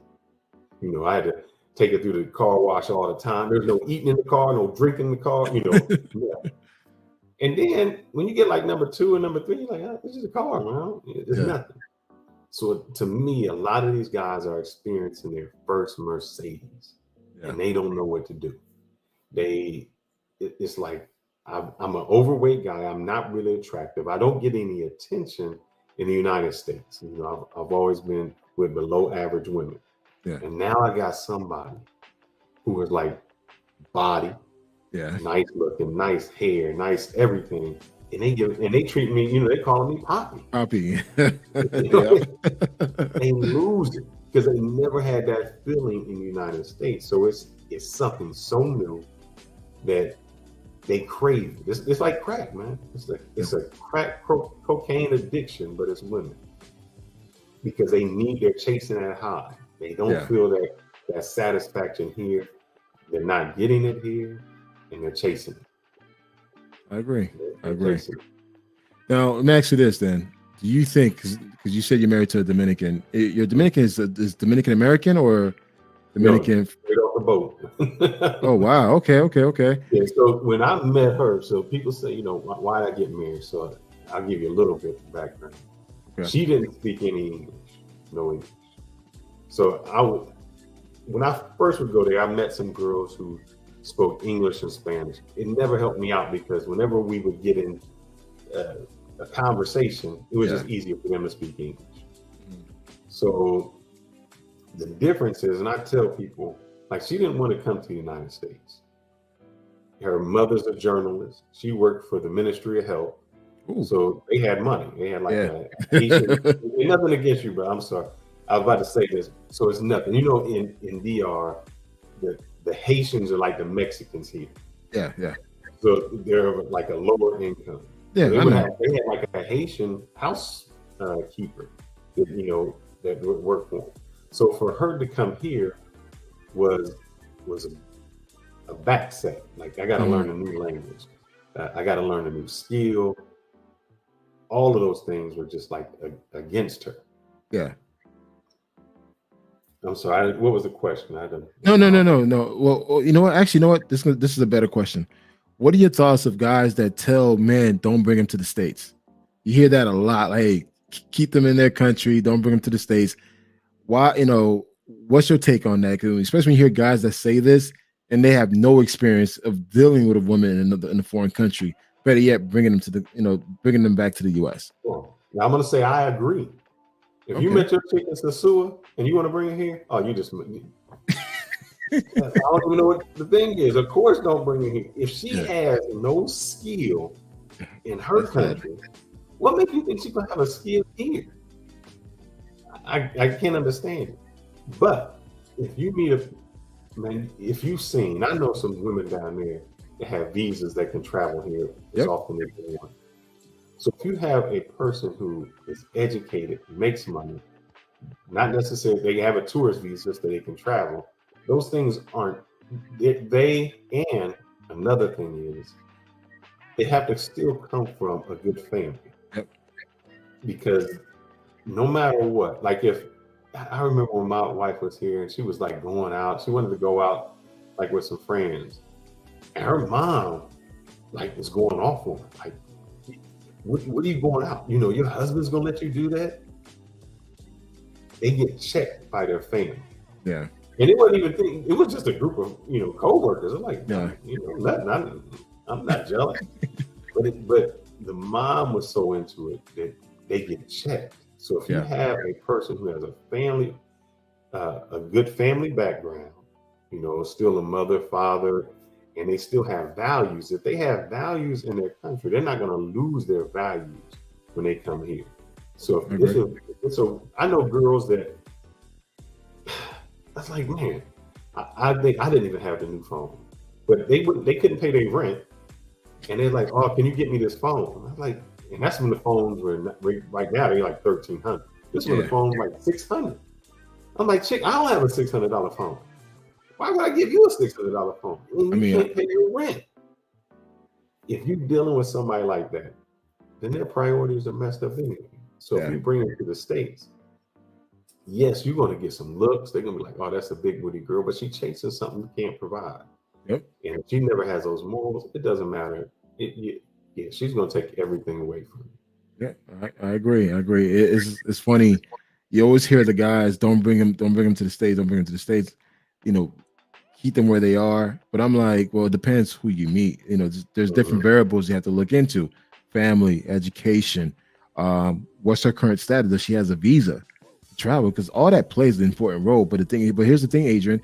Most of the guys are used to just dealing with the gutter. They're not used to dealing with the A1s. So for them, you're gonna tell other guys to do that because that's what you're messing with. Well, you find a chick that has her stuff together that's doing well in her country where she does not necessarily need to come to the U.S. It was a whole different level. Yeah, we dated, and the reason we dated so long was just she didn't want to move. Like, I don't want to move here because it's just too much of a change. Yeah, but if you meet a girl, I mean, it still matters what the girl is. So I make enough money that, like, if my wife didn't want to work, she wouldn't have to work. Okay. But I married because I if you have someone who can support you and you're allowed to focus. So if she could take care of the 20%, meaning, hey, you can cook for me, clean for me, take care of the errands, and still allow me to focus, I can double my income. And then another guy told me, how do you choose a woman? You're in corporate America. If I can't bring you to a company function, you are not gonna make my career go any higher. I agree.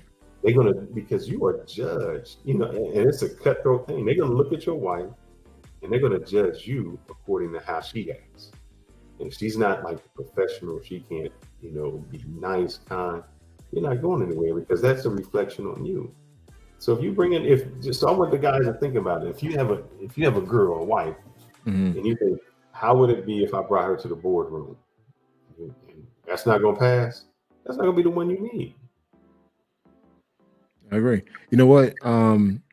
Because I always find it ironic, but there's always guys that never had a relationship overseas giving guys advice on relationships overseas. Like, you never had one, so how can you give someone an advice? But also too, you don't know what type of woman he's dealing with.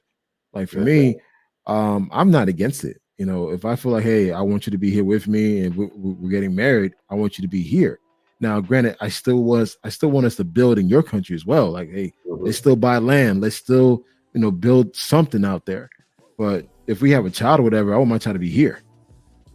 And so it's just kind of ironic when I hear guys say that. And I wanted to get your take on it, someone who is married to a Dominican. Because again, you have a lot of guys too, and I always check a guy, they all hoes, all of them. I'm like, you can't say that based on one little 3-block radius that you've been to. You identify the entire country that way. And I hate when guys do that.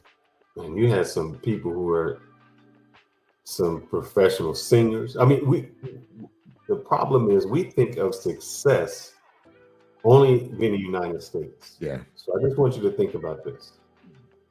If you go from Canada all the way down to the bottom, I think Chile would be the bottom. There's only 3 countries that don't speak English. That speak English. So you have Canada, United States, and then you have Brazil. Besides Belize, everybody speaks Spanish. Jamaica, Bahamas, the Virgin Islands. Yeah, I'm talking about if you go from Central America. To South America, to Argentina. Venezuela, Colombia, that's true. That's Argentina. true.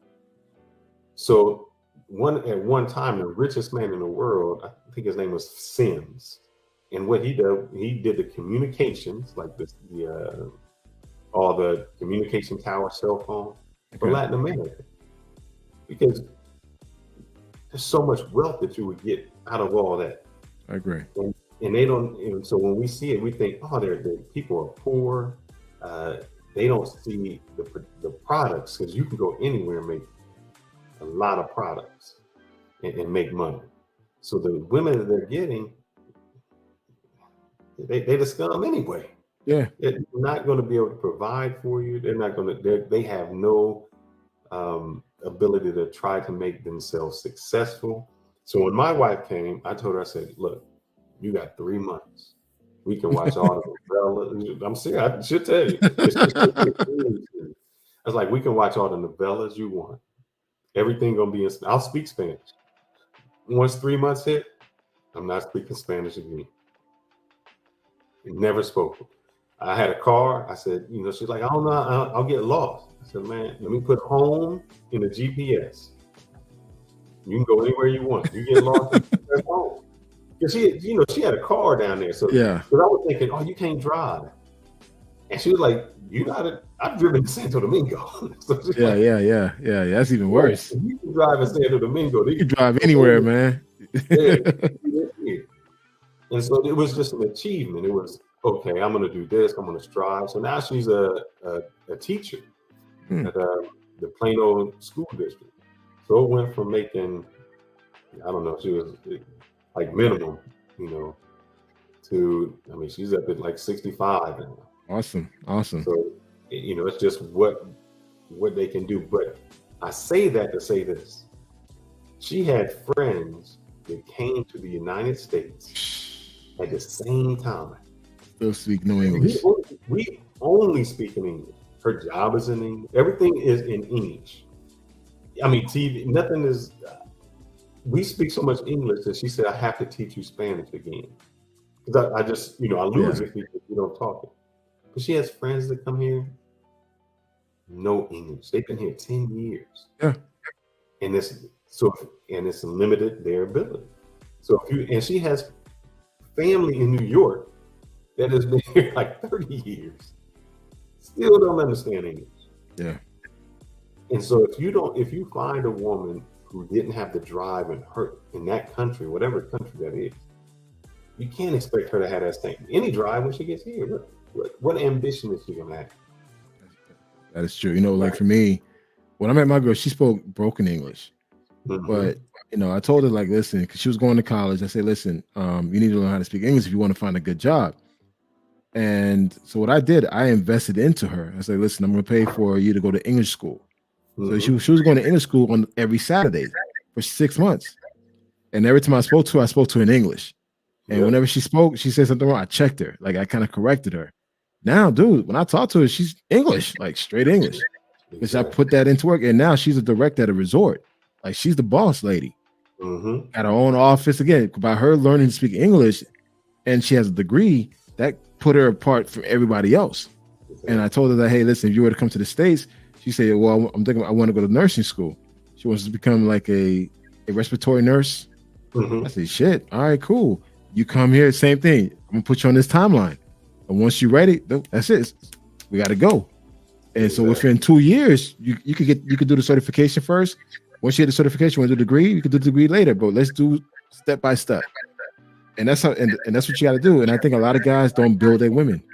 They get a pretty girl from the countryside or from that country and not build on it. They just say, just be pretty. But yet she has no skills, can't do nothing for herself, and she solely had to rely on you. Look, bro, and some of them, they can get a girl never even knew how to cook. Yeah. And I went there, I said, now we're going to get, because I was saying an extended period of time. So maybe I might go down there for like 6 weeks. But like, I'm not going to get a hotel. We can, we gone to the resort, we can do that. But I'm going to get an apartment. And you got to cook. And it wasn't even in the United States, we make a big deal out of it. That's not even an issue. Like, I've never said you have to cook.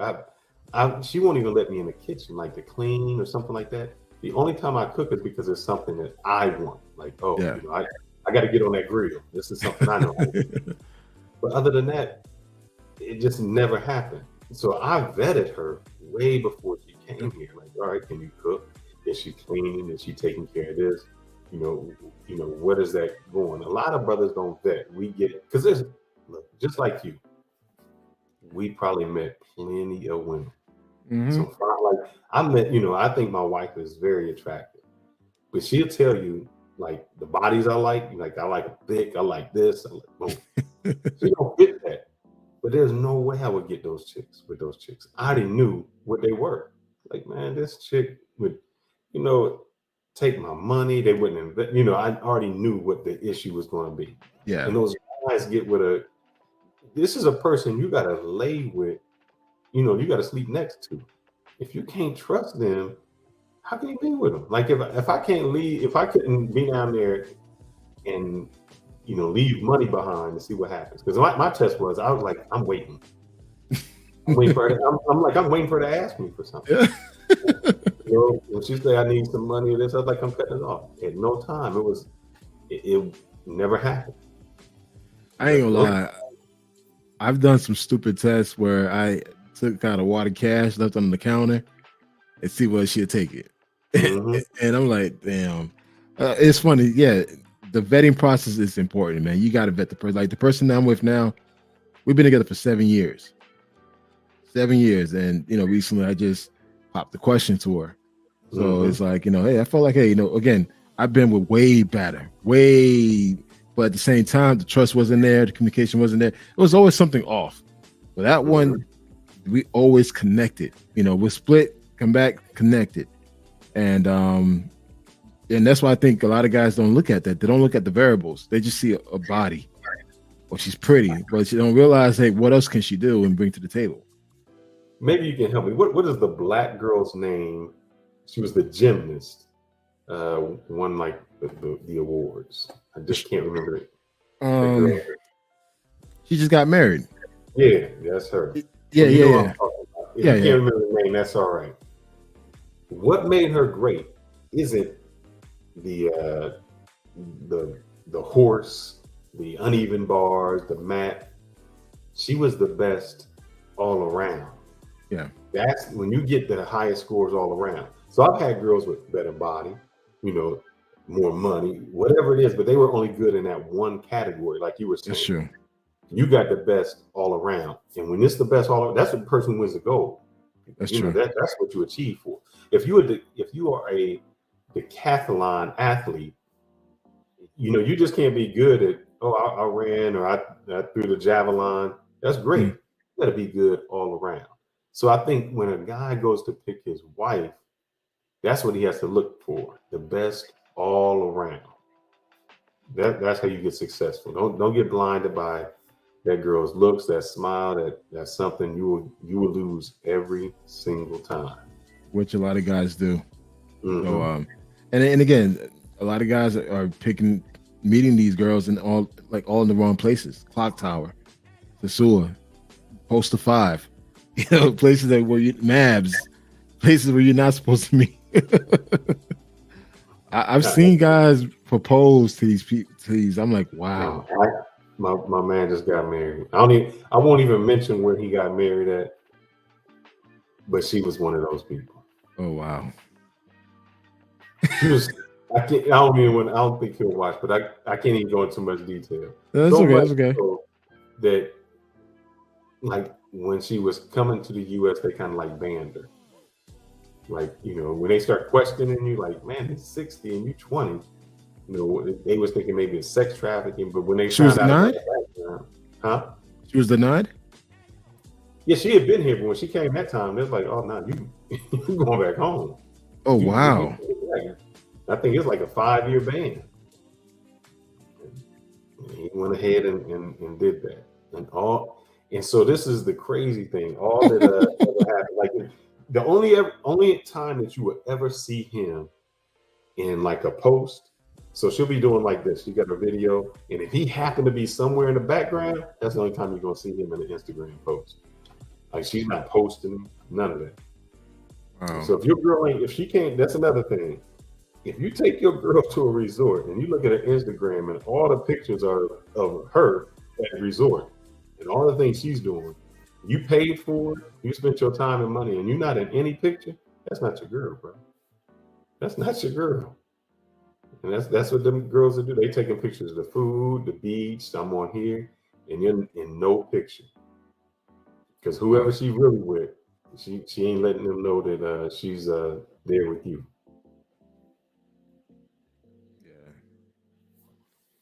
Oh man, it's getting late. It's 1:35, man. It's a great conversation. My wife is back here. She's like, I'm trying to go to bed. All right. Hey, my apologies. But this, you know what? It's all right. We got to do this again, and stay on topic or create another topic. Oh no. Oh, trust me. I'm definitely gonna invite you. But also too, if you plan to do any lives, man, let me know. I'll be more than willing to jump on your lives, man. I would do so.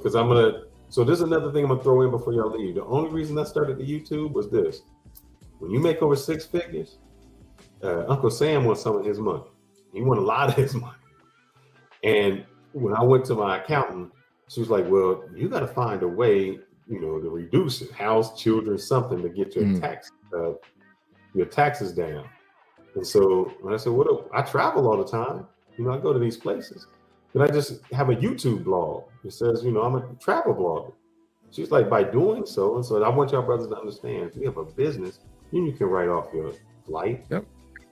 I got the drones. So I told you about the 360 camera. Yeah. So I write all that off. I got it. That's a business expense. Yep. So I write it all off to bring my taxes down, because if I have to spend $10,000, or if the government says I need $10,000 because that's what you owe, and I can say, well, I went on vacation, I ate, I had to pay parking, you know, I had to buy equipment.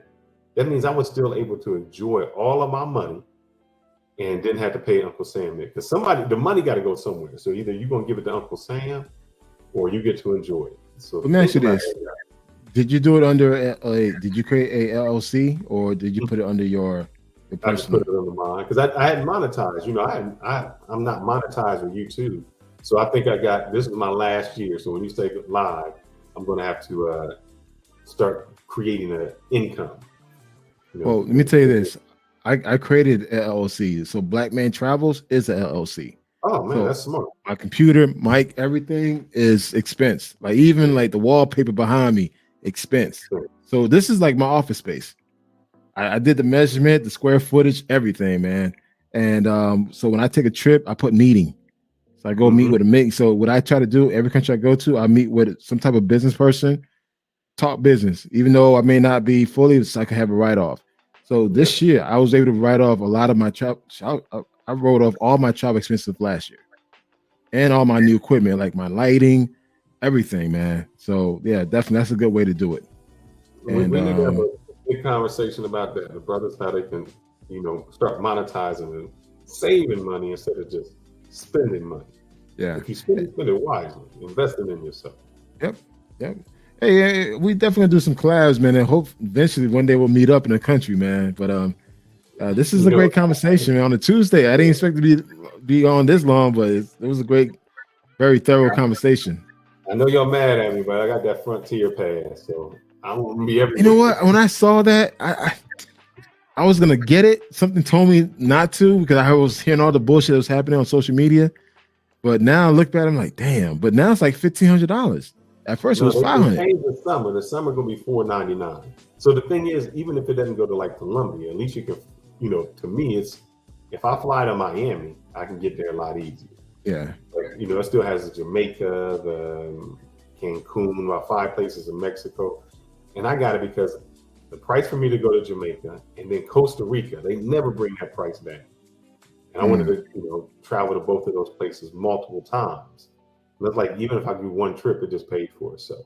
And also, you being a YouTuber now, you need to move around to create some content. Exactly. And I love the fact that you travel with your lady, man. You don't see that often. Oh, she huh? So that's why she became a teacher, because I travel 10 days out of the month, so I'm gone. So she gets like, oh, you leaving again.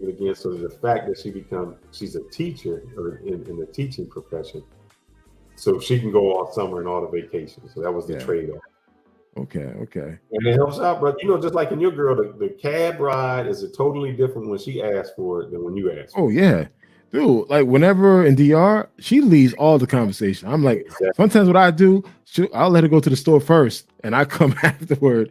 And it's just like, then we'll meet up at the cashier where she could just do all the talking, whatever. And I just take out my card and pay for it.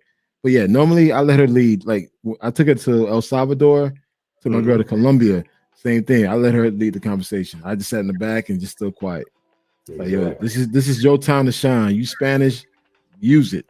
I'm just shut up and be quiet. Keeps you safe. Yeah. You understand what's going on, what's around you. So that's what I do. All right. Hey, we're gonna definitely do more of this, man. I really enjoyed the conversation. I know it's late; it's the work day. And hey, let me know when you get ready to do your live, so I could definitely jump on your stream and everything. I'm gonna travel this summer, so as soon as I get all these shorts together and all of this, I'm going. So starting about August or September. Let me know if you need any tips too, man. Like I'm getting better at this, huh? I need some. Yeah, man. Because I'm just saying, when I reached out to some YouTubers for some tips, dudes don't want to collab, man. Dudes don't want to talk. They're like, man, God damn, man, I just want to know best practice. But I'm learning as I go, trial and error. I found myself, I was about to buy the lead attorneys. Something about going live. Like, man, I'm gonna have to, just because I don't understand how the cash apps and all of those things work. So well, the Cash App thing is like you could just set it up and you could just create like banners that showcase. You see my banner, subscribe, like, and share, and blackmantravels.com. You could create different banners to highlight your Cash App. Okay. As far as with the live stream, you got the personality, you speak well, you seem like you got a great camera. You just got to create a list of content. Like for me, I have a folder it's right here, that have all my topics. So when I'm thinking of something, I put it down. And also, too, have you used ChatGPT yet, AI? Lightly. There was just something that came across a free training course. So I'm looking into it because I've seen it and some people at work are using it. And I was like, you know what? I got some free time. I really need to do it because I heard that it can take care of a lot of work for you. Dude, I mean, it could literally, there's certain prompts you could download. And again, we could talk offline. I'll teach you how to do it. I could do a share screen. I could show you what to do. If you could put a topic, a YouTube topic in, right? Let's say, okay, you're planning a Costa Rica trip. Give me the top 10 restaurants to go to. Give you the top 10 restaurants to go to. Then you could actually do a blog or a vlog about it. So those top 10 restaurants they gave you could go check it out. And next thing too, you could actually, you could write a script. They could write a YouTube script, a video script of what to say and what not to say. You just got the wheels turning. See, this is what it's supposed to be. No, again, this week, if you got time this week, tomorrow I'm not doing a live. You want to jump, if you want to do a live, we could jump on a Zoom call and I could show you like, yo, this is what you could do. I don't think you have to pay these guys to do. I mean, honestly, I think it just take a lot of time and effort, but all he's doing is giving you a pre-recorded course. He's not talking to you individually. He's giving you a course, which is already recorded like 2 years ago. A lot of shit has changed, man. And I think, really, if you can start doing lives with your girl, if she's down for it, that would help as well. She's on a few of my video. Well, she's on all my travel, but I did a few podcasts about Yeah, man, do a few podcasts with her, giving guys tips on how to find a good Dominican wife. Dude, guys will watch that. Guys, you got so many guys going to Dominican Republic trying to find that, that mamacita. They have a woman giving advice. Dude, that's perfect, man. Yeah, to call in. You sparked me up. Let's hook up, man. I only have morning meetings. I'm pretty free in the afternoon. I'm training some people. Okay. But I'm free, like after 11. So are you using StreamYard? Are you using StreamYard for your? Yeah. Okay. Do you got the paid version or the free version? Both. Now I'm on the free. I paid for it because I figured if I paid, that'll force me to do more content. Yep, that's what I was gonna say. I paid $25 for mine. It's a month, and it's paid, but it gives you so much flexibility. Like you hear the music in the background. I can play videos. It just gives you a lot of flexibility versus the free version. It's $25 a month. Plus, it's a write-off. It's a computer software. Again, many things you could just write off. Yeah, the time I was doing it, my thing was they give you 2 hours free, like 2 hours. I said, well, if I'm not using 2 hours, I'm not going to pay. So when I get to the point where I'm like, I'm going to do another podcast and it's going to be over 2 hours. All right, now it's time to kick it in. And that's what I'm telling you. Yeah. That's what I'm telling you. You should just go ahead and pay for it. It's $25 a month. Yeah. Write it off towards the end of the year, as a tax. And if that will force you to go live. Like now for me, I have to go live. So I try to do at least 2 to 3 lives a week. If it means 30 minutes, so sometimes like I normally plan 30-minute lives, but people just jump in. We have a long conversation. It's 3 hours long. Yeah, and that's all watch time. 3 hours and 15 minutes. So. Yeah. And guess what? That's all watch time. So if you got something engaging, again, you could invite people to join the podcast, and your topic is so broad. You could talk about life as a digital nomad, relationships, traveling, workout, fitness, all that, dude. Especially at our age, 40 plus. You just got to keep going. You just got to keep doing it. That's the only way. Because like these guys that sell courses, they're telling you the same thing I'm telling you. You just got to pull the trigger, have a list of topics that's engaging, or you can use ChatGPT and just type in like, what are the top 10 travel topics that I could talk about? They give you the list. All right, give me the script for each of those topics. They'll give you the script for the full topics. All you got to do is just read it. You could just paraphrase it and just put it towards your tone of voice and execute. You don't have to pay for that class, man. Yeah, we just talked about mentorship. Yeah, again, I learned this from trial and error, man. Trust me, the first time I did a live, I was stuttering, I was sweating. It was so black. I had my shades on. I was nervous, man. I'm like, what the fuck?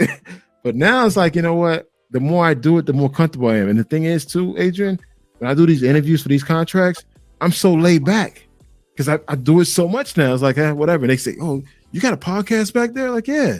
It's like, oh wow, I like this whole setup. It's just the connections you make. Let's do it. I won't keep you up late, but let's connect tomorrow and let's go over some things where we both can be productive. And then also let's try to schedule some time where we can actually meet in person. So yeah. Some travel, even if it's not internationally. We It be domestic. Right there. You're in Atlanta, right? Yeah, I'm in Atlanta. Yeah, not even an issue. I got family up there. Yeah. So we could definitely do that. But tomorrow, I'm pretty much. I go in the gym in the morning. I have nothing lined up because I'm not working. So anytime from 12 to 5, I'm pretty open, man. 12 to 6, I'm open. I got your WhatsApp, so you know what's on. Yeah. Hit me up, man. And again, I'll walk you through the process. Get the paid version of StreamYard, and I'll show you everything, how to like do the videos, clips, and everything else. And from there, I'll show you how to use ChatGPT, how to use it the right way. And also, too, bro, you can use ChatGPT to update your resume. That sucker will jazz up your resume, like, man. I'm gonna hold you to the word. So hey, you got me on WhatsApp, man. Just hit me up. Then tomorrow or Thursday or Friday. You know what? Shit. Wednesday to Friday, I ain't got nothing lined up, man. Find a good time that works for you. Let's sit down and it's not 1 hour. Let's go over everything. I got you, bro. Yes, sir. All right, man. It was nice talking to you, man. Good evening, man. Have us be safe. Stressful night. Likewise, man. Same to you, man. Right. Later. Yes, sir. Well, guys, it's been way over the limit. I didn't think that I was going to go this far, but thank you so much for listening. As I said before, I forgot the topic. We were like kind of all over the place today, but the topic of the day was basically, where is it? The secret killer of a black man. Guys, make sure you go see the doctor, guys. If you're going through a lot of stress, take all the proactive measures to better yourself, to relieve those stress. If it's a job, if it's a woman, is it your kids? Try to find a way to remove that stress without going to jail. But anyway, guys, go see the doctor, man. Live life to the fullest, explore, love, and just do whatever you can to take yourself out of that dark place. Again, I've been there. I dealt with stress. I dealt with depression. And I'm still fighting. Every day is a new fight, and you should always have that will to win that fight, man. So with that being said, thank you so much. This definitely was an interesting, long stream. I really enjoyed it. I definitely may have to chop it up a little bit to create multiple videos. Thanks, Adrian, for setting that up. And that's about it, guys. Thank you so much, man. And hope you guys enjoy the evening. Later.